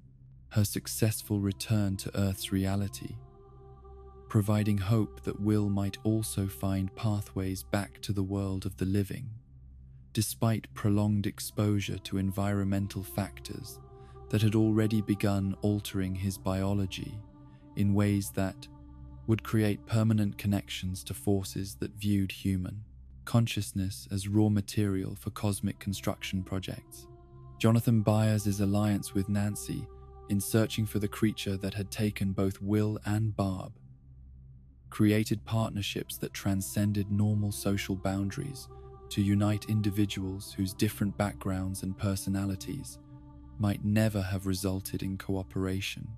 Under ordinary circumstances, their shared commitment to protecting people they loved, demonstrating how crisis situations could reveal capabilities and connections that peaceful times never required or developed through normal social interaction and relationship building. Steve Harrington's eventual participation in the fight against supernatural forces marked his evolution from privileged antagonist to genuine ally whose courage emerged when tested by circumstances that required individual sacrifice. For collective benefit, his willingness to risk personal safety for the welfare of people he barely knew, reflecting moral growth that transformed selfish interests into heroic commitment that would prove essential for humanity's survival against entities that viewed individual consciousness as obstacles to efficient resource extraction and utilization. The sensory deprivation tank that the boys constructed in Hawkins Middle School represented improvised technology that combined scientific principles with desperate improvisation to create conditions that might allow Eleven's consciousness to navigate interdimensional barriers while maintaining sufficient connection to Earth's reality to avoid becoming permanently lost in alien realms where human awareness could be absorbed into collective intelligence that eliminated individual identity through processes that resembled digestion more than communication or negotiation. Eleven's successful location of Will in the Upside Down provided confirmation that psychic abilities could function across dimensional boundaries, while simultaneously revealing that his survival required immediate rescue before prolonged exposure to alien environmental factors completed biological modifications that would make his return to normal human existence impossible, despite the emotional connections that continued to anchor his consciousness to relationships that provided meaning beyond mere survival in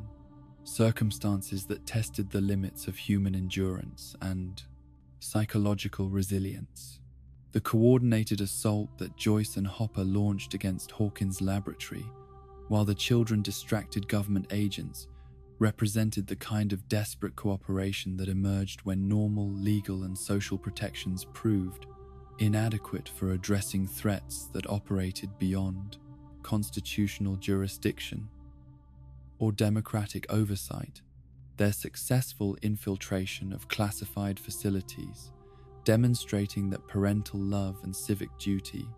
could overcome institutional power when motivated by clear understanding of stakes that transcended individual welfare to encompass fundamental questions about human dignity and consciousness. The journey that Joyce and Hopper undertook into the Upside Down to retrieve Will from the alien realm where he had been held captive required courage that transcended normal human limitations, while simultaneously testing their understanding of reality itself, their willingness to enter dimensions where normal physical laws provided no guarantee of survival, reflecting commitments to child welfare that exceeded rational calculation of risks or benefits that such rescue operations might achieve. Under circumstances where failure meant not just death but potential absorption into cosmic intelligence that eliminated individual identity, Eleven's final confrontation with the Demogorgon represented the ultimate test of abilities that had been artificially enhanced through years of systematic abuse, disguised as scientific research. Her decision to sacrifice herself to protect friends who had provided the first genuine human connections she had ever experienced, demonstrating moral choices that institutional conditioning had failed to eliminate despite systematic attempts to suppress emotional responses that might interfere with her effectiveness as a psychic weapon designed to serve governmental interests above human welfare. The dissolution of both Eleven and the Demogorgon during their final battle created dimensional disturbances that would echo through subsequent events, while simultaneously providing temporary respite from immediate threats that had exceeded local capacity for resistance. Though the victory's cost, in terms of apparent loss of the young girl whose sacrifice had made survival possible, created grief that mixed relief with recognition that heroism often required prices that communities could barely afford to pay. The rescue of Will from the Upside Down's hostile environment represented successful completion of mission that had required cooperation between supernatural abilities and ordinary human courage, though his condition upon return suggested that prolonged exposure to interdimensional influences had created biological modifications that would persist beyond immediate medical treatment, while potentially providing ongoing connections to place entities whose interest in human consciousness continued, despite temporary tactical defeats that served larger strategic objectives rather than genuine retreats from invasion plans. Will Byers' return from the Upside Down marked not the end of his supernatural ordeal, but the beginning of a more insidious form of captivity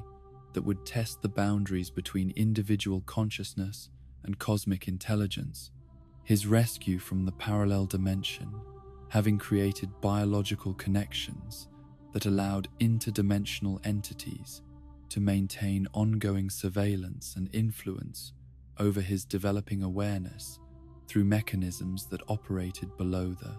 threshold of conscious detection, while gradually reshaping his neural pathways according to specifications that served alien purposes rather than human welfare or psychological health. The infection that manifested through Will's periodic expulsion of strange organic matter represented more than simple biological contamination, but rather the establishment of living communication networks that functioned like organic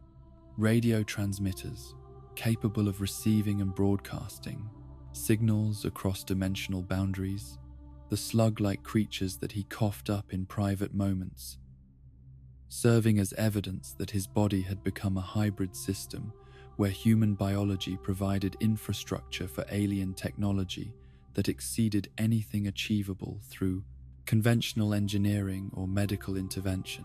The Mind Flayer's recognition that Will possessed both natural psychic sensitivity and artificial enhancement from prolonged exposure to Dimension X's environmental factors made him an ideal candidate for long-term cultivation as a spy within human society. His apparent recovery from trauma providing perfect camouflage for ongoing reconnaissance operations that gathered intelligence about human psychological responses to supernatural threats, while simultaneously monitoring the effectiveness of government programs designed to weaponize psychic abilities through systematic abuse disguised as scientific research and national security initiatives. The Soviet Union's parallel development of interdimensional research programs reflected the global scope of humanity's dangerous fascination with forces that transcended normal physical limitations. Their attempts to weaponize the Upside Down for Cold War advantage, representing the kind of technological competition that had driven previous arms races, while failing to acknowledge that cosmic horror operated according to principles that made national boundaries and ideological differences irrelevant to entities whose objectives encompass the transformation of human consciousness itself, rather than mere political or military dominance over terrestrial territories. The intelligence networks that both American and Soviet researchers had established to monitor each other's supernatural capabilities created vulnerabilities that interdimensional entities could exploit through the simple expedient of providing selective information that encouraged escalation, of experiments that served alien purposes while appearing to advance earthly strategic objectives. the competitive dynamic between superpowers, ensuring that neither side would voluntarily abandon research that might provide advantages over potential enemies who possessed similar capabilities. 11's survival in the wilderness following her apparent dissolution during the battle with the Demogorgon demonstrated that psychic abilities could provide protection against environmental hazards that would prove fatal to normal humans, though her forced isolation from civilization also created psychological conditions that made her increasingly dependent on the few sources of human contact that remained available, despite government efforts to recapture subjects whose escape represented both security breaches and lost investments. In consciousness modification programs that had consumed enormous resources while producing results whose effectiveness remained uncertain, Hopper's decision to provide sanctuary for 11 in his remote cabin created an unofficial witness protection program that offered safety in exchange for secrecy. Their unusual domestic arrangement representing the kind of improvised family structure that emerged when normal social institutions proved inadequate for addressing needs that transcended conventional categories of child welfare and legal guardianship, his parental protection of someone else's daughter, reflecting psychological compensation for his inability to save Sarah from the cancer that government chemical programs had ultimately caused. The care packages that Hopper left in the woods served multiple purposes beyond simple sustenance, their regular delivery creating routines that provided psychological anchor points for someone whose entire previous experience of human relationships had been filtered through institutional manipulation and systematic abuse. The frozen waffles and other comfort foods representing symbols of normalcy that connected her to the civilian world despite her continued exclusion from ordinary social interaction and educational opportunities. The October period of 1984 witnessed convergence of multiple supernatural phenomena that reflected escalating interdimensional activity as barriers between realities continued to weaken under pressure from ongoing force-ode, government experiments, and alien intelligence gathering operations. The timing of these events during the Halloween season, creating atmospheric conditions that allowed cosmic horror to blend seamlessly with seasonal celebrations of fictional monsters and supernatural themes that provided perfect camouflage for genuine threats to human civilization. Kaylee's vengeful campaign against former Hawkins laboratory personnel represented the logical extension of psychic abilities that had been artificially enhanced through systematic abuse. Her assassination of Dr. Ray in Pittsburgh, demonstrating that government programs designed to create weapons had succeeded beyond their creators' intentions, while simultaneously producing subjects whose loyalty could not be guaranteed through conventional methods of institutional control or psychological manipulation that had proven effective against less traumatized and less capable individuals. The crew of enhanced individuals that Callie had assembled around her shared mission of revenge represented an underground network of supernatural abilities that operated beyond government oversight or control, their criminal activities providing both financial resources and tactical experience that prepared them for confrontations with forces that conventional law enforcement could neither comprehend nor effectively counter through normal investigative techniques or legal procedures that assumed rational motivations and ordinary human capabilities.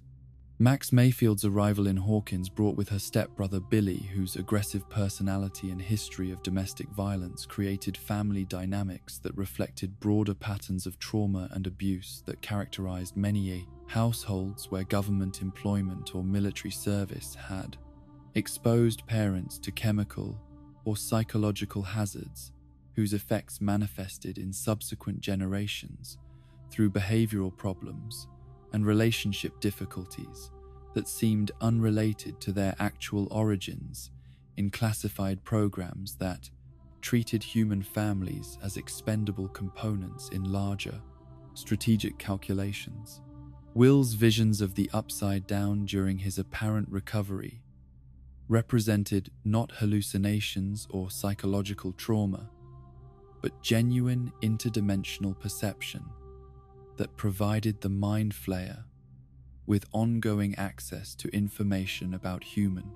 activities and preparations for potential resistance to invasion plans that were already being implemented through subtle manipulation of consciousness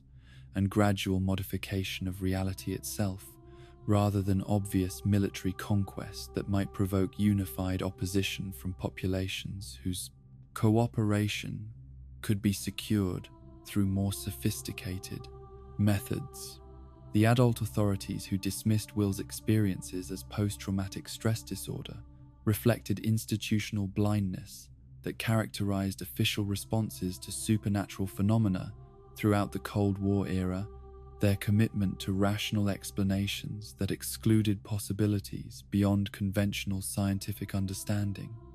ensuring that genuine threats would remain unrecognized until they achieved sufficient strength to make resistance virtually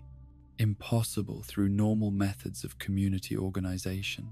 and governmental response. Bob Newby's relationship with Joyce Byers represented the kind of ordinary human connection that provided psychological stability and emotional support during periods of supernatural crisis. His genuine affection for both Joyce and Will, demonstrating that civilian populations possessed resources for healing and protection that government programs could neither replicate nor replace, despite decades of research into consciousness manipulation and social control techniques that treated human relationships as variables to be exploited, rather than sources of strength that deserved protection. The agricultural contamination that spread across Hawkins during this period reflected the Mind Flayer's biological reconnaissance mission to identify and modify local ecosystems in preparation for environmental changes that would facilitate interdimensional invasion. The diseased pumpkin crops serving as evidence that alien influence was extending beyond individual consciousness to encompass entire ecological systems, whose transformation would create conditions suitable for entities whose biology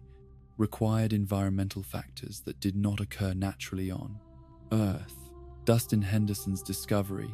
and attempted domestication of a creature he named Dart represented the kind of innocent curiosity that had always driven scientific discovery, though his emotional attachment to what he believed was an unusual pet created vulnerabilities that interdimensional entities could exploit through the simple expedient of allowing human subjects to believe they were controlling alien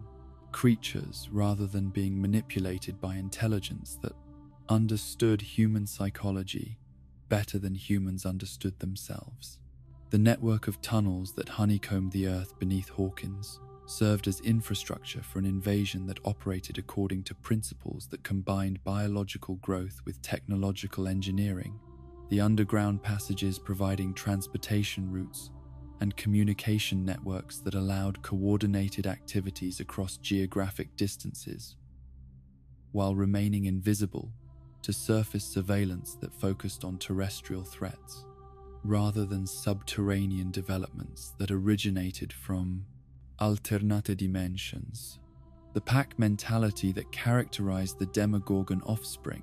reflected hive mind consciousness that eliminated individual identity in favor of collective intelligence that could coordinate complex operations across multiple locations simultaneously, their behavior patterns demonstrating that the Mind Flayer's influence extended beyond simple possession to encompass fundamental reconstruction of biological systems according to specifications that served cosmic purposes, rather than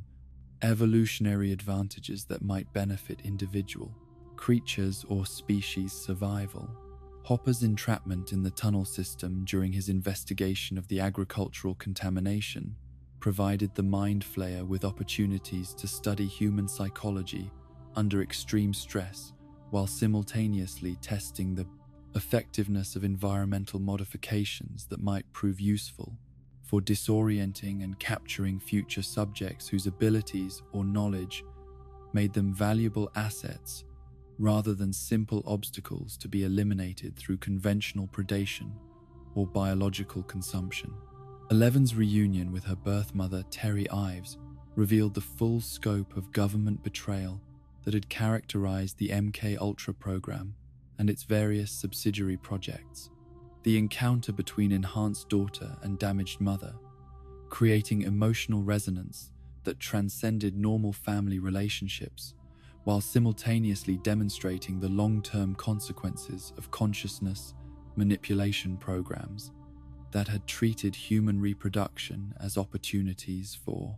experimentation with genetic modification and psychic enhancement techniques. The shared memories that 11 accessed through psychic contact with Terry provided crucial information about the origins of her abilities and the circumstances that had led to her separation from normal family life, though the trauma embedded in those memories also created psychological vulnerabilities that could be exploited by entities whose understanding of human emotion exceeded anything achieved by government researchers, despite decades of systematic study of consciousness and behavior modification under controlled laboratory conditions. Kali's training methods for enhancing Eleven's abilities represented alternative approaches to psychic development that emphasized emotional authenticity and personal choice rather than institutional compliance and systematic abuse. Though her philosophy of revenge against those responsible for their shared trauma created moral complications that tested Eleven's understanding of justice and the proper use of extraordinary capabilities that could serve either destructive or protective purposes depending on the motivations that guided their application. The choice that 11 faced between pursuing vengeance with Kali or returning to protect her chosen family in Hawkins reflected fundamental questions about the purpose of power and the responsibilities that accompanied abilities that exceeded normal human limitations. Her decision to prioritize protection over retribution, demonstrating moral development that years of institutional conditioning had failed to prevent, despite systematic attempts to eliminate emotional responses that might interfere with her effectiveness as a weapon. Murray Bauman's investigative journalism represented civilian efforts to uncover truth about government programs that operated beyond democratic oversight or constitutional protection.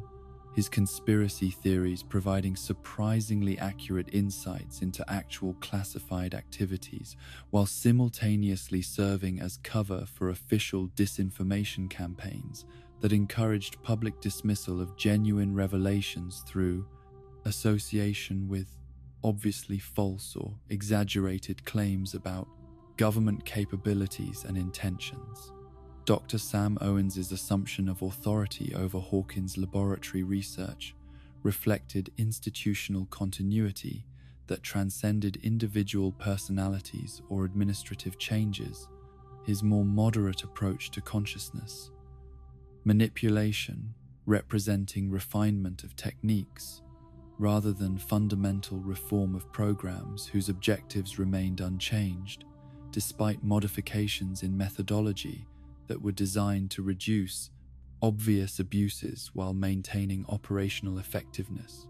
and research productivity that justified continued funding and political support. The attack on Hawkins' laboratory by creatures from the Upside Down represented the inevitable consequence of experiments that had treated interdimensional entities as subjects to be studied rather than cosmic intelligences capable of strategic planning and coordinated retaliation against facilities that posed threats to their invasion plans. The facility's destruction serving both as tactical victory for alien forces and demonstration of the futility of human attempts to contain or control phenomena that operated according to principles that exceeded terrestrial understanding of biology and physics. Bob Newby's heroic sacrifice during the evacuation of Hawkins' laboratory demonstrated the capacity for ordinary individuals to achieve extraordinary courage when protecting people they loved, his technical expertise providing crucial assistance for escape, while his willingness to remain behind to ensure others' safety reflected moral priorities that placed community welfare above personal survival, despite the obvious risks that such choices entailed for someone whose background had not prepared him for confrontation with supernatural threats. The heat vulnerability that research revealed in the Mind Flayer's biological systems provided tactical intelligence that suggested possible methods for countering interdimensional invasion through environmental modification, rather than direct confrontation. Though the implementation of such defensive strategies required coordinated efforts that exceeded the resources available to small groups of resistance fighters operating without official support or recognition from authorities whose understanding of the threat remained limited by institutional prejudices and classification restrictions. Will's possession by the Mind Flayer during the entity's final assault on Hawkins represented the culmination of months of gradual consciousness modification that had prepared his neural pathways for complete integration with the alien intelligence. His transformation from human spy to interdimensional host, creating conditions that required his friends and family to choose between his individual survival and the collective welfare of their community in ways that tested the limits of human love and loyalty under impossible circumstances. The exorcism ritual that Joyce, Jonathan, and Nancy performed to drive the Mind Flayer from Will's consciousness combined folk wisdom with desperate improvisation to create therapeutic intervention that succeeded despite their lack of formal training in either medicine, supernatural phenomena, their success demonstrating that human connection and emotional authenticity could overcome alien manipulation, even when supported by technological advantages that exceeded anything available to civilian resistance movements. Eleven's return to seal the dimensional gateway represented both personal redemption and tactical necessity. Her willingness to risk permanent separation from the human relationships that had provided meaning and purpose to her existence, demonstrating heroic sacrifice that transcended individual desire to encompass species, survival, and the army, preservation of consciousness itself against cosmic forces that viewed human awareness as raw material for construction projects whose scope exceeded planetary boundaries to encompass galactic transformation according to alien specifications. The summer of 1985 witnessed the convergence of Cold War espionage with interdimensional horror, as Soviet intelligence operatives established clandestine facilities beneath the newly constructed Starcourt Mall. Their ambitious project to weaponize the Upside Down for strategic advantage against American interests, representing the kind of technological competition that had driven previous arms races, while failing to acknowledge that cosmic forces operated according to principles that made national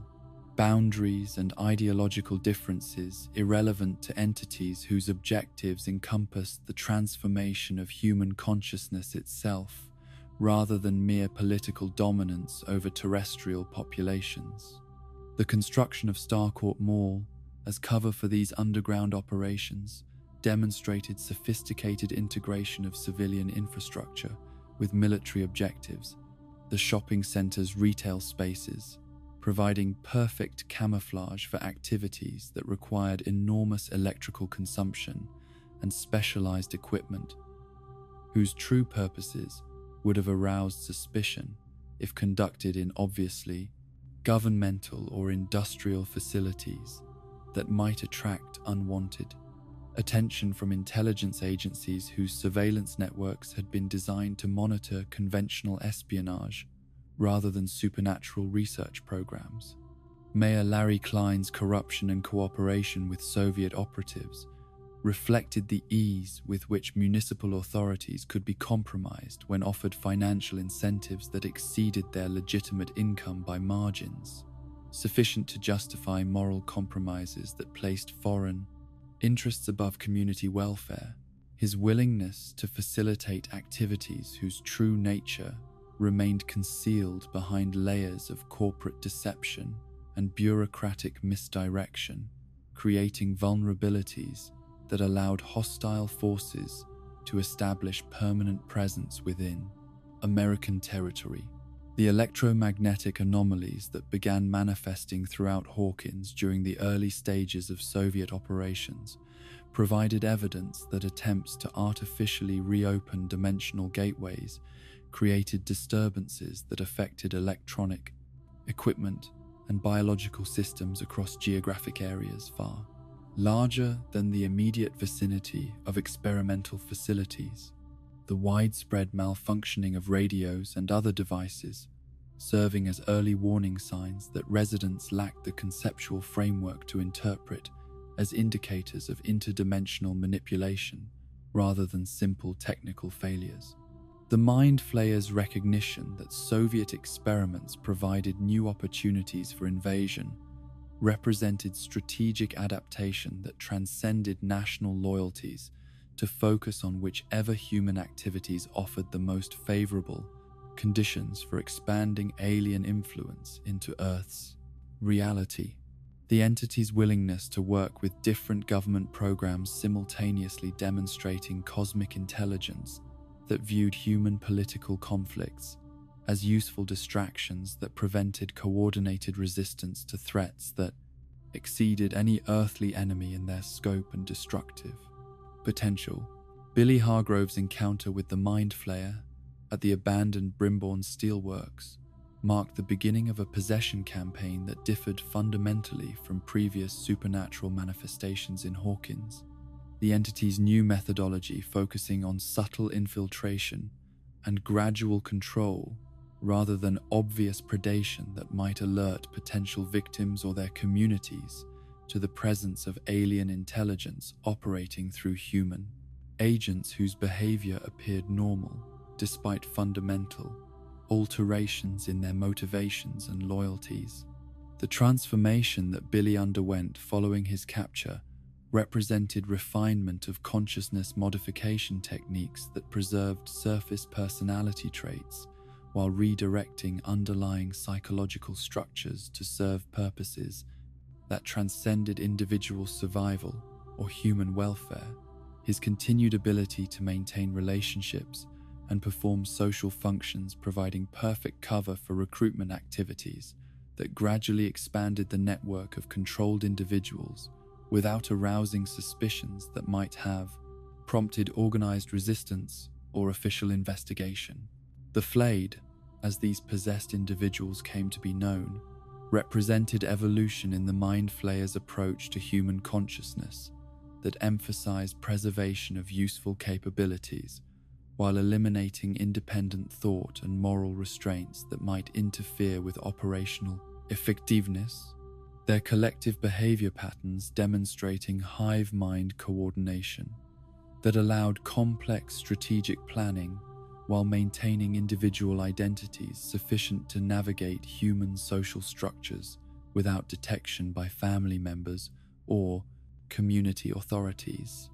The biological horror of the possession process involved not just psychological manipulation, but physical transformation that gradually replaced human cellular structure with organic matter that served as living communication networks and weapons systems. The victims' bodies becoming hybrid constructs that combined human appearance with alien functionality that exceeded normal biological limitations, while remaining undetectable through conventional medical examination or casual observation by individuals who lacked knowledge of supernatural phenomena. Nancy Wheeler's internship at the Hawkins Post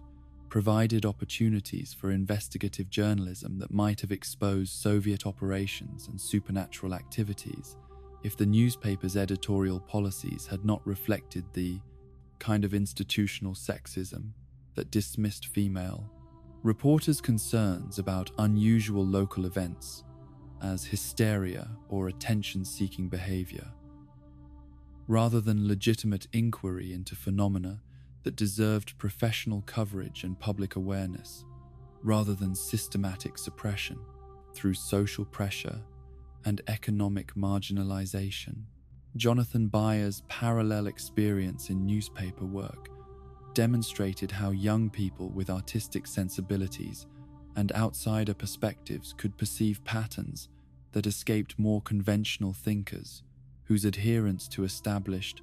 social norms prevented recognition of evidence that challenged fundamental assumptions about the nature of reality and the kinds of threats that democratic communities might face from forces that operated beyond the boundaries of normal political or criminal activity. The rat population explosion that preceded the Mind Flayer's full manifestation served as biological early warning system that reflected the entity's need for organic matter to construct physical forms capable of operating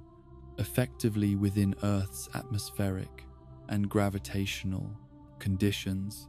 The systematic consumption of small mammals, representing preparation for larger construction projects that would require enormous quantities of biological material harvested from sources that human communities would eventually notice, despite their natural tendency to overlook phenomena that existed outside normal experience.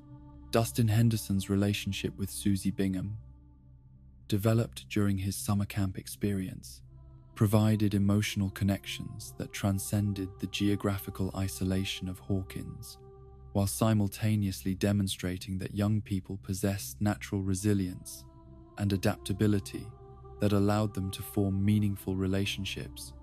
despite supernatural trauma that might have permanently damaged adults whose psychological structures had become less flexible through years of conventional socialization and reduced exposure to novel experiences. The technological collaboration between Dustin, Steve, Robin, and Erica Sinclair in decoding Soviet communications represented the kind of amateur intelligence gathering that could succeed where professional agencies failed due to institutional prejudices and operational limitations that prevented recognition of threats that operated according to principles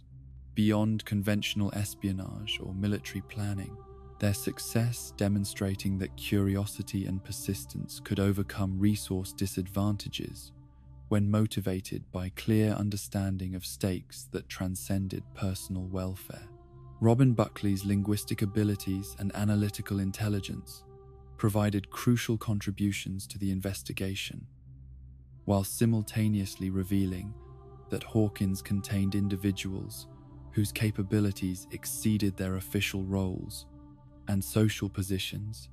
Her expertise in Russian language and cryptography, demonstrating that small communities often possessed hidden resources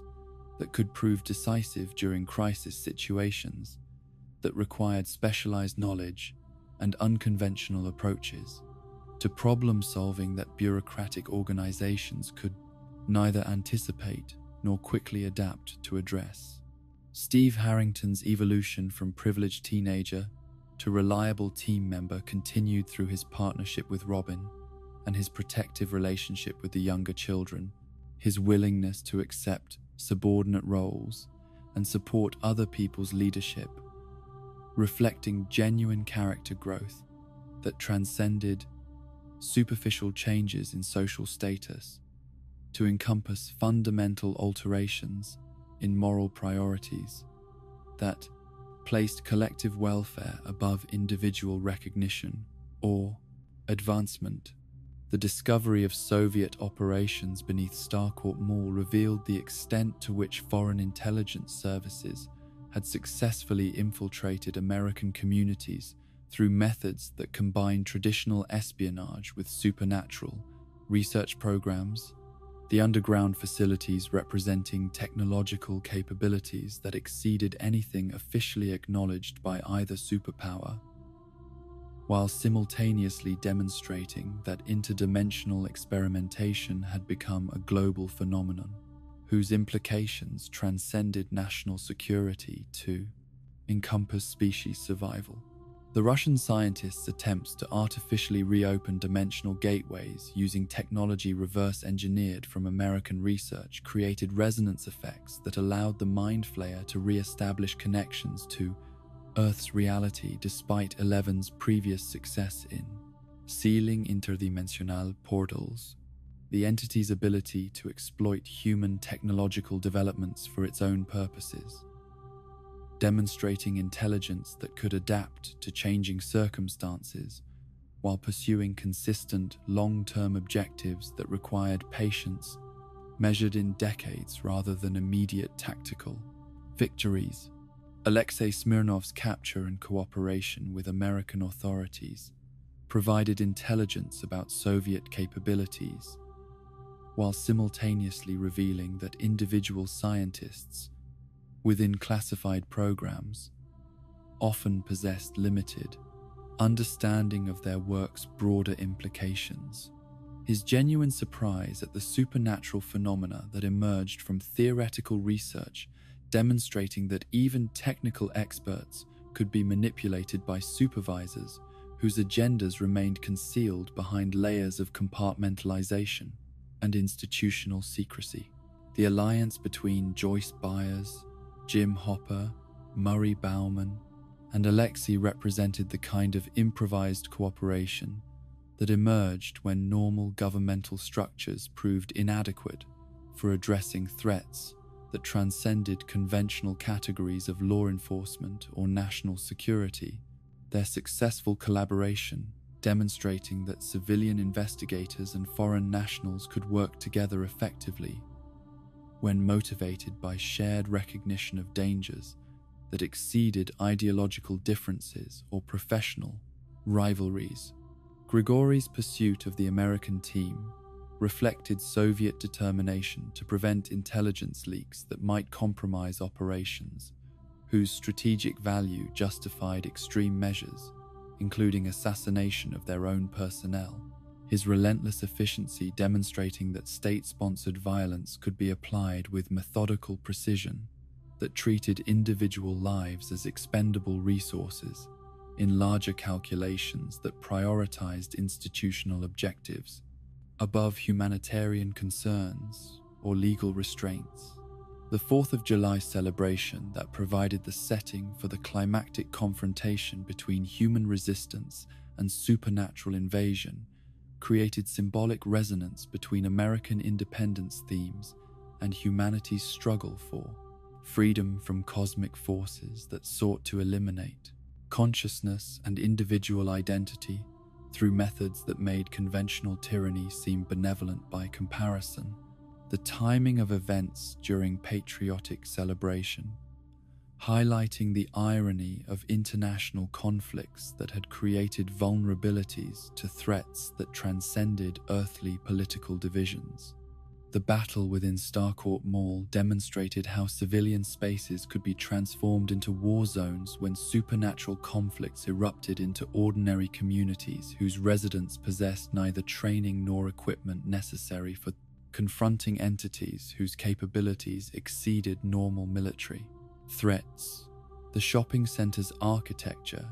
providing both tactical opportunities and strategic limitations that influenced the outcome of engagements that required improvisation and desperate courage rather than conventional planning or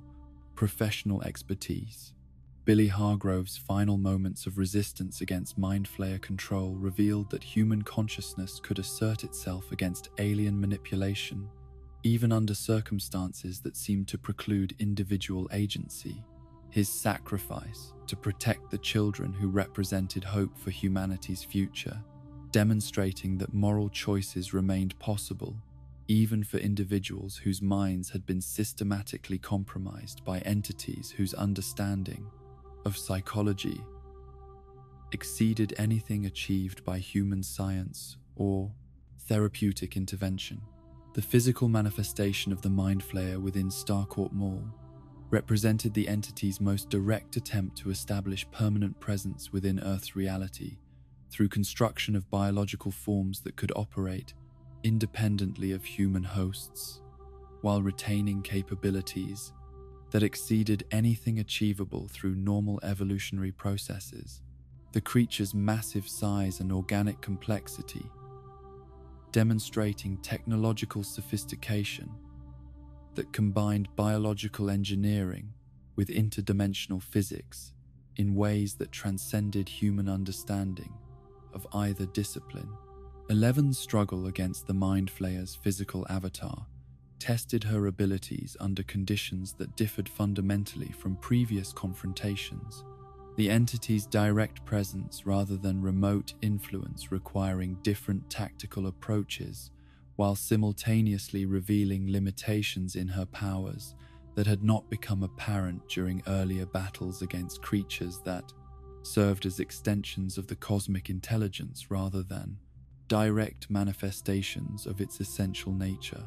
The sacrifice that Jim Hopper appeared to make in order to close the Soviet gateway represented the kind of parental protection that transcended biological relationships to encompass moral responsibility for all children whose welfare might be threatened by forces that exceeded normal community capacity for defense. His apparent death during the facility's destruction, creating emotional trauma that would influence subsequent events, while simultaneously providing tactical victory that temporarily disrupted alien invasion plans. Hopper's actual survival and transportation to Soviet custody in Russia revealed that dimensional portals could serve as escape routes as well as invasion pathways, though his imprisonment under brutal conditions demonstrated that human governments continue to prioritize national interests above humanitarian concerns, even when confronting threats that made international cooperation essential for COM4 species survival rather than optional diplomatic preference. The aftermath of the Starcourt battle left Hawkins fundamentally changed as a community whose residents had been exposed to evidence of supernatural phenomena that could no longer be dismissed as isolated incidents or explained through conventional rational frameworks. The visible destruction and unexplained deaths, creating social trauma that would influence local politics and interpersonal relationships for years, while simultaneously preparing the population for future encounters with forces that operated beyond normal human experience. Eleven's loss of psychic abilities following her confrontation with the Mind Flayer created vulnerabilities that affected not just her individual capabilities, but the broader community's capacity for defense against supernatural threats. Her temporary powerlessness demonstrating that humanity's survival depended on factors beyond individual heroism to encompass collective resistance and social cooperation that could compensate for limitations in extraordinary abilities through ordinary courage and mutual support that transcended personal differences in service of shared objectives. The Byers family's relocation to California represented both escape from immediate danger and separation from support networks that had proven essential for survival during previous supernatural crises. Their departure from Hawkins, creating geographic vulnerabilities that would complicate future coordination, while simultaneously providing opportunities for personal healing and relationship development that might prove crucial for psychological preparation for challenges that awaited in the pause. Series' final confrontations. The spring of 1986 marked the emergence of Henry Creel's final metamorphosis into the entity known as Vecna. His years of exile in Dimension X, having completed a transformation that began with childhood exposure to interdimensional forces and culminated in the birth of cosmic horror that retained fragments of human memory while serving purposes that transcended individual identity to encompass the systematic elimination of consciousness itself as an obstacle to universal order that measured efficiency in the absence of diversity rather than the celebration of difference that characterized healthy human communities. The supernatural murders that began terrorizing Hawkins during this period reflected Vecna's methodical approach to psychological warfare, his selection of victims based not on random opportunity, but careful analysis of individual vulnerabilities that could be exploited through telepathic invasion, and the manifestation of personalized horrors that transformed private guilt and shame into weapons more devastating than any physical torture that conventional predators might employ against communities whose collective trauma made them increasingly susceptible to manipulation by entities that specialized in amplifying human suffering. Chrissy Cunningham's death represented the first public manifestation of Vecna's new methodology. Her status as popular cheerleader, whose surface perfection concealed profound psychological wounds, making her an ideal demonstration of the entity's ability to reach anyone, regardless of social position or apparent mental health. The brutal nature of her demise, serving multiple purposes that included terrorizing the broader community, while simultaneously providing Vecna with detailed intelligence about human psychological responses to supernatural threats that exceeded their conceptual frameworks. Eddie Munson's presence at the scene of Chrissy's murder created perfect conditions for the kind of social hysteria that would facilitate Vecna's broader invasion plans. The targeting of an already marginalized individual whose interests in fantasy gaming and alternative culture made him vulnerable to accusations of satanic involvement, reflecting the entity's sophisticated understanding of human prejudices and the mechanisms through which fear could be transformed into violence that served alien purposes, while appearing to emerge from natural social dynamics. The satanic panic that engulfed Hawkins in the aftermath of these mysterious deaths represented the successful exploitation of religious and cultural anxieties that had been deliberately cultivated through decades of media manipulation and social programming designed to make rational analysis of supernatural phenomena impossible by associating such inquiry with moral corruption and spiritual danger that threatened traditional values and community cohesion in ways that prevented coordinated resistance to actual threats that operated beyond conventional religious or secular frameworks. The basketball team's vigilante activities under Jason Carver's leadership demonstrated how community leaders could be manipulated into serving alien objectives while believing they were protecting their neighbors from supernatural evil, their violent pursuit of innocent targets, reflecting the kind of misdirected heroism that cosmic intelligence could easily exploit to create chaos and division that weakened human capacity for effective resistance, while simultaneously eliminating individuals whose abilities or knowledge might prove problematic for invasion plans. Mike Wheeler's journey to California to visit Eleven during spring break provided opportunities for relationship development that had been complicated by geographical separation and the ongoing stress of supernatural encounters, though his discovery of her struggles with bullying and powerlessness revealed that heroic individuals faced ordinary human challenges that could prove as difficult to overcome as cosmic horror when they threatened self-esteem and social connection that provided meaning beyond extraordinary abilities or tragic circumstances. Eleven's experiences at Lenora Hills High School reflected the universal adolescent struggle to find acceptance and identity within social structures that often rewarded conformity over authenticity. Her attempts to fit in through deception about her background and abilities, creating psychological vulnerabilities that could be exploited by entities whose understanding of human insecurity exceeded anything achieved by conventional bullying or peer pressure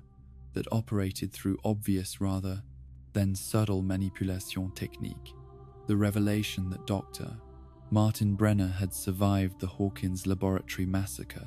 and continued his consciousness research through classified programs that operated beyond congressional oversight or democratic accountability demonstrated the persistence of institutional evil that transcended individual personalities to encompass systematic abuse disguised as scientific progress. His reappearance in Eleven's life, representing not just personal trauma but evidence that government programs designed to weaponize human consciousness had achieved sufficient political protection to survive exposure, criticism. The secret facility in Nevada, where Brenner had relocated his operations, represented the evolution of consciousness manipulation research from crude experimentation towards sophisticated technology that could artificially restore psychic abilities while simultaneously ensuring complete control over enhanced subjects through methods that combined pharmaceutical intervention with psychological conditioning that treated individual agency as design flaw rather than essential human characteristic that deserved protection and is cultivation. Eleven's decision to cooperate with Brenner's restoration program despite her justified fear and resentment reflected desperate recognition that humanity's survival might depend on abilities that only she possessed. Her willingness to endure renewed trauma for the sake of protecting people she loved, demonstrating moral courage that transcended personal welfare to encompass species survival against threats that conventional military capabilities could neither comprehend nor effectively counter through established protocols. The sensory deprivation techniques that Brenner employed to unlock Eleven's suppressed memories and abilities represented refinement of methods that had been developed through decades of experimentation on children whose consent had never been sought and whose welfare had never been prioritized above research objectives that treated human consciousness as raw material for weapons development, rather than sacred territory that deserved protection from invasion by either governmental or alien forces. The memory of Henry Creel's transformation into Vecna that Eleven recovered through these sessions provided crucial intelligence about the true nature of the threat facing Hawkins, while simultaneously revealing the tragic circumstances that had converted a troubled child into cosmic horror through systematic abuse that paralleled her own experiences, but had continued far longer without the intervention of friends whose love might have provided alternative pathways toward healing rather than revenge. Will Byers' continued connection to Vecna through neural pathways that had been established during his time in the Upside Down provided ongoing intelligence about the entity's activities and intentions, though this biological surveillance network also created vulnerabilities that could be exploited in both directions.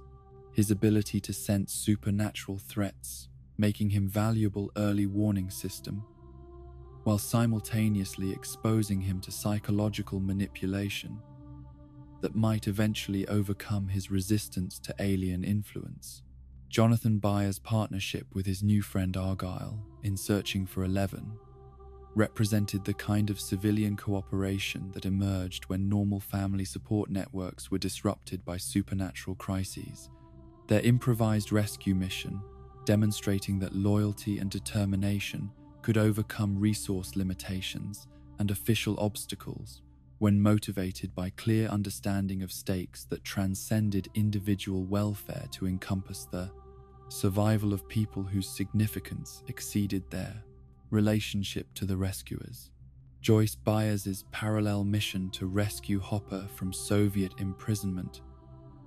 reflected maternal instincts that extended beyond biological relationships to encompass moral responsibility for anyone whose welfare had become intertwined with her family's survival.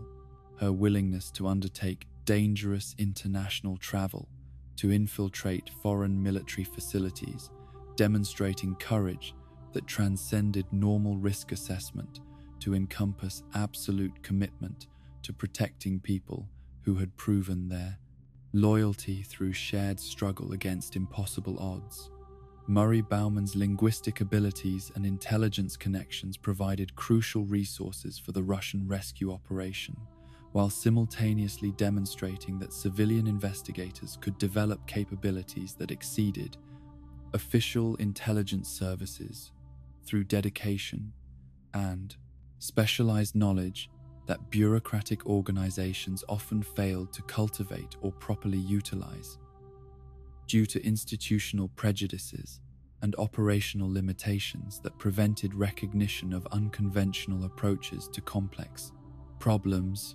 the Soviet research facility where Hopper was imprisoned represented parallel development of interdimensional experimentation that had proceeded independently of American programs, while arriving at similar conclusions about the strategic value of supernatural phenomena,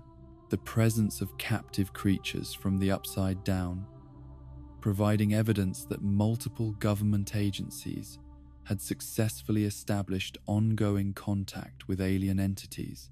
despite the catastrophic risks that such activities posed to human civilization. The alliance between Joyce, Murray, and their Russian contact Dmitri demonstrated that individual moral choices could transcend national loyalties and ideological differences when confronted by threats that exceeded any earthly conflict in their scope and destructive potential, their cooperation representing the kind of international collaboration that would prove essential for humanity's survival against cosmic forces that viewed political divisions as useful tools for preventing coordinated resistance. Max Mayfield's targeting by Vecna reflected the entity's recognition that her psychological trauma from Billy's death and her family's dysfunction had created vulnerabilities that could be exploited through telepathic manipulation. Her experiences with depression and survivor guilt, providing perfect entry points for an entity that specialized in transforming human suffering into weapons that could be used to destroy both individual victims and their communities, through the simple expedient of making private pain into public horror. The curse symptoms that preceded Vecna's attacks represented sophisticated psychological warfare that combined supernatural surveillance with targeted harassment designed to isolate victims from potential sources of help while simultaneously gathering intelligence about their deepest fears and most shameful memories. The entity's ability to manifest personalized horrors, demonstrating intimate knowledge of human psychology that exceeded anything achieved by conventional therapeutic or investigative techniques. Lucas Sinclair's desperate attempts to reach Max during her supernatural crisis reflected the kind of loyalty that had sustained the group through previous encounters with cosmic horror. His recognition that their relationship transcended romantic attachment to encompass shared survival against forces that sought to eliminate human connection itself as an obstacle to universal efficiency, that measured progress through the elimination of diversity rather than its celebration and protection. The music that served as Max's anchor to reality during Vecna's psychological assault demonstrated that artistic expression possessed protective qualities that operated beyond entertainment or cultural significance to encompass actual defensive capabilities against entities whose existence depended on the consumption of consciousness. Kate Bush's Running Up That Hill, serving as more than nostalgic preference, but as genuine weapon whose emotional resonance could disrupt alien manipulation through the simple expedient of asserting human creativity against cosmic emptiness. Nancy Wheeler's investigation into the Creel family murders provided historical context that revealed the long-term planning that had characterized Vecna's development from troubled child to interdimensional predator, her journalistic instincts leading her to evidence that connected seemingly random supernatural events across decades through patterns that demonstrated intelligence and intentionality rather than chaotic malevolence that emerged from purely destructive impulses. Robin Buckley's partnership with Nancy in uncovering the truth about Victor Creel's imprisonment and the circumstances surrounding his family's deaths reflected intellectual collaboration that combined different analytical approaches to achieve insights that neither individual could have reached independently, their friendship demonstrating that mutual respect and shared commitment to truth could overcome social barriers that might otherwise prevent effective cooperation between people from different backgrounds. Steve Harrington's continued evolution toward genuine heroism was tested through his willingness to accompany the group into increasingly dangerous situations despite his lack of supernatural abilities. His courage in facing threats that exceeded normal human capacity for resistance, demonstrating that moral character could transcend physical limitations when supported by loyalty to people whose welfare had become more important than personal safety or conventional measures of success. Dustin Henderson's technical expertise in communications and his understanding of the group's operational history made him invaluable for coordinating activities across multiple locations while maintaining contact between separated team members, his intellectual contributions complementing the supernatural abilities and physical courage that other participants brought to their shared mission of protecting their community from threats that exceeded conventional emergency response capabilities. The military assault on Brenner's Nevada facility represented governmental recognition that consciousness research programs had exceeded acceptable risk levels, while simultaneously demonstrating institutional commitment to eliminating evidence of activities that might embarrass officials whose careers had been built on programs that treated human subjects as expendable resources in pursuit of strategic advantages that ultimately served alien rather than American interests. Eleven's successful restoration of her psychic abilities through renewed trauma and forced memory recovery created moral complications about the relationship between extraordinary capability and systematic abuse. Her regained powers, requiring acceptance of suffering that should never have been necessary, while simultaneously providing humanity with its only realistic hope for survival against cosmic threats that conventional weapons could neither effect nor deter. The final coordinated assault on Vecna that brought together all surviving members of the group represented their most ambitious attempt to eliminate the source of supernatural threats through direct confrontation rather than defensive reaction. Their plan requiring simultaneous activities across multiple dimensions,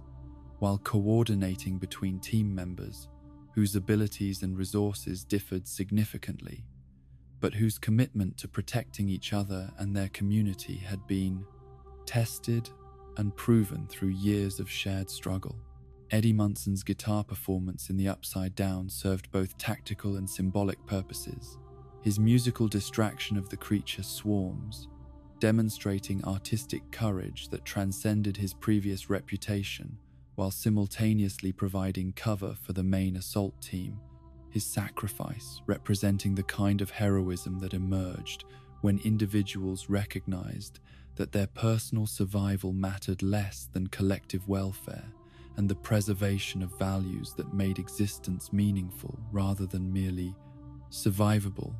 The apparent success of their mission to weaken Vecna was complicated by the entity's final act of dimensional manipulation that created multiple gateways between realities throughout Hawkins.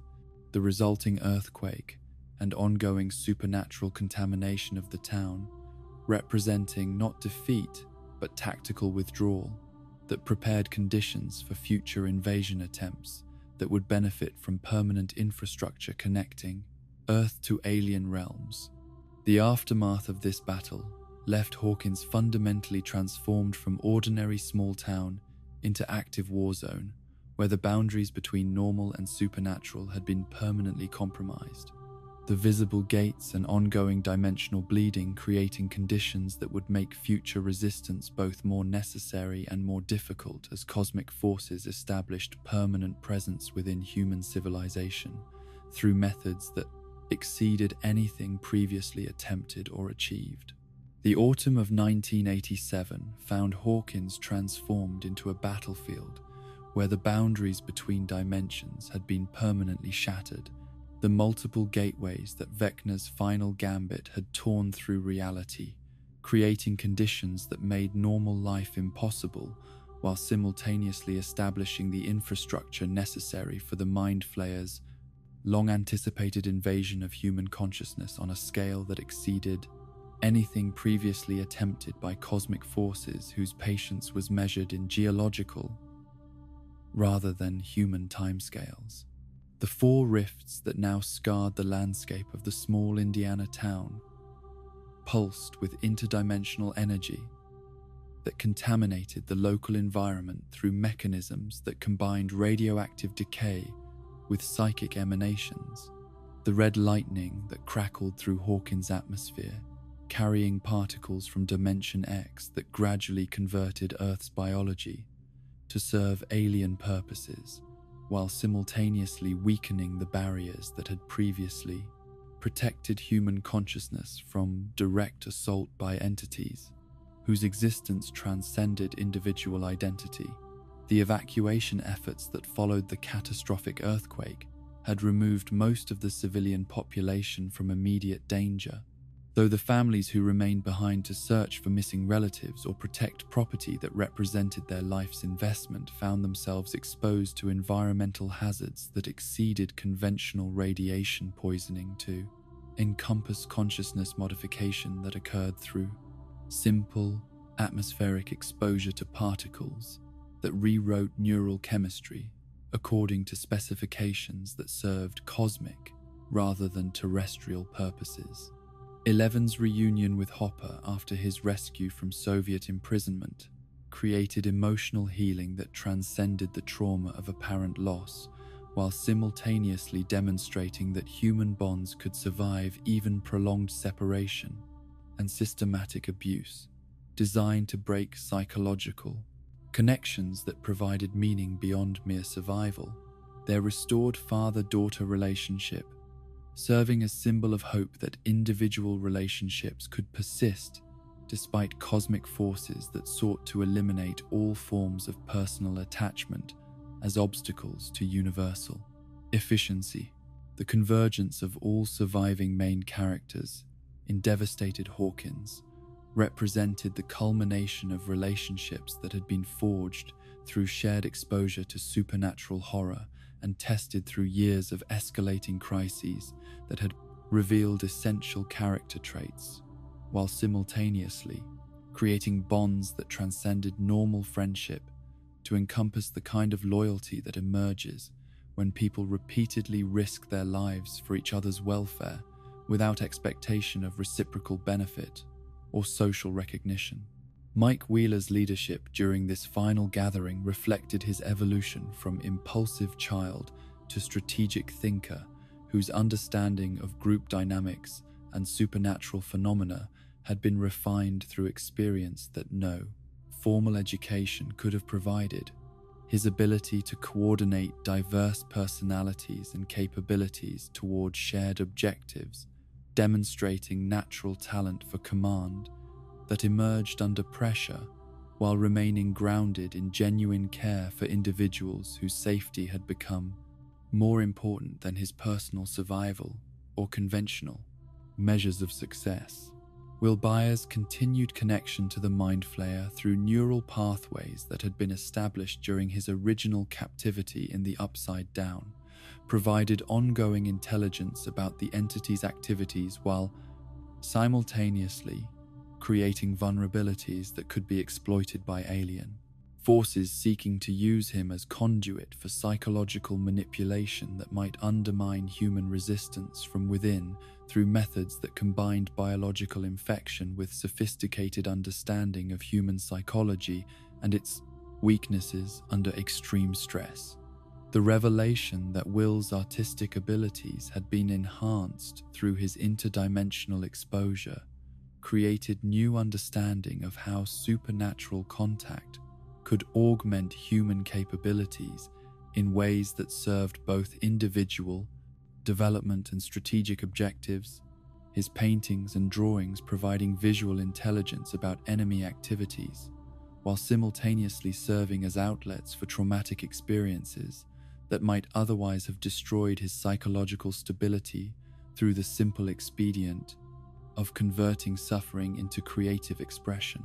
Joyce Byers' maternal instincts had expanded beyond her biological children to encompass protective responsibility for the entire group of young people whose survival had become intertwined through shared experience of cosmic horror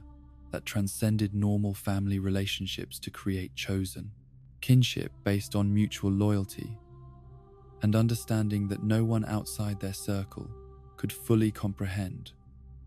without similar exposure to forces that operated beyond conventional human experience. Hopper's law enforcement background provided tactical expertise that proved invaluable for planning defensive operations against entities whose capabilities exceeded conventional criminal threats by margins that made normal police procedures inadequate. His willingness to adapt established protocols to accommodate supernatural phenomena, demonstrating professional flexibility that prioritized results over adherence to regulations that had been designed for earthly rather than cosmic challenges. Nancy Wheeler's journalistic training had equipped her with investigative skills that proved essential for uncovering historical patterns and connections that revealed the long-term nature of the supernatural crisis affecting Hawkins. Her commitment to documenting truth, despite personal danger, reflecting moral courage that transcended career ambition to encompass civic responsibility for informing communities about threats that exceeded normal emergency response capabilities. Jonathan Byers' artistic sensitivity and technical skills with photography provided unique perspectives on supernatural phenomena that complemented more scientific or tactical approaches to understanding threats that operated according to principles beyond normal human experience. His visual documentation creating historical records that might prove essential for future resistance efforts or academic study of consciousness manipulation techniques. Steve Harrington's transformation from privileged antagonist to reliable protector had reached full maturity through his willingness to risk personal safety for people whose welfare had become more important than social status or conventional measures of success. His courage in facing supernatural threats, despite lacking extraordinary abilities, demonstrating that heroism emerges from moral choice rather than supernatural enhancement or favorable circumstances. Robin Buckley's intellectual capabilities and emotional intelligence made her invaluable both as tactical analyst and psychological support for group members whose trauma from years of supernatural encounters required understanding that transcended conventional therapy to encompass recognition of experiences that normal mental health professionals would dismiss as delusional rather than accurate reporting of actual cosmic horror. Dustin Henderson's technical expertise in communications and his encyclopedic knowledge of science fiction had provided theoretical frameworks that proved surprisingly applicable to understanding interdimensional phenomena. His ability to translate complex concepts into terms that his less academically inclined friends could understand, making him an essential bridge between theoretical knowledge and practical application under combat conditions. Lucas Sinclair's loyalty to Max, despite her psychological withdrawal following Billy's death, demonstrated commitment that transcended romantic attachment to encompass moral responsibility for protecting people whose trauma had made them vulnerable to supernatural manipulation. His vigil at her hospital bedside, serving both tactical purpose and emotional expression of bonds that had been forged through shared survival against impossible odds. Max Mayfield's survival in comatose state created ongoing vulnerabilities that affected the entire group's strategic situation, while simultaneously providing potential intelligence about Vecna's activities through neural connections that might allow her consciousness to observe enemy plans from within the entity's psychological domain. Her condition, representing both hope for eventual recovery and constant reminder of the costs that heroic resistance inevitably demanded from individuals whose extraordinary circumstances required sacrifices that exceeded normal human endurance. Erica Sinclair's precocious intelligence and fearless attitude had proven valuable assets despite her youth. Her ability to navigate complex situations without being overwhelmed by their supernatural elements, demonstrating that some individuals possessed natural resilience that enabled effective functioning even under conditions that would incapacitate adults whose life experience had not prepared them for encounters with cosmic horror that operated beyond conventional understanding of possible and impossible. The mathematical significance of combining 11's telekinetic abilities with 8's illusion generation and 1's dimensional manipulation represented more than numerical coincidence, but actual strategic formula for achieving victory against cosmic forces whose power operated according to principles that could be countered through precise coordination of complementary capabilities that individually might prove insufficient, but collectively could achieve effects that exceeded the sum of their component parts. The love that bound the group together represented more than emotional attachment, but actual strategic advantage that provided psychological resilience against entities whose manipulation techniques depended on isolation and despair to overcome human resistance. Their mutual loyalty, creating communication networks and support systems that enabled coordinated action, even under conditions where conventional command structures would collapse under supernatural pressure that exceeded normal military experience. The town of Hawkins itself had become character in the larger narrative through its transformation from ordinary community to interdimensional battlefield, where reality operated according to principles that combined familiar geography with alien physics. The streets and buildings that had provided backdrop for normal adolescent development, now serving as terrain for warfare that would determine humanity's survival against cosmic forces whose objectives transcended planetary boundaries. As sleep approaches and consciousness drifts toward dreams where dimensions blend and possibilities multiply like particles floating between realities, remember that somewhere in the spaces between sleeping and waking, the party continues their eternal vigil against forces that would reduce love to mere biological process and friendship to strategic alliance. Let their example guide you toward rest, knowing that hope endures even in the darkest hours, that courage can be found in the most ordinary hearts,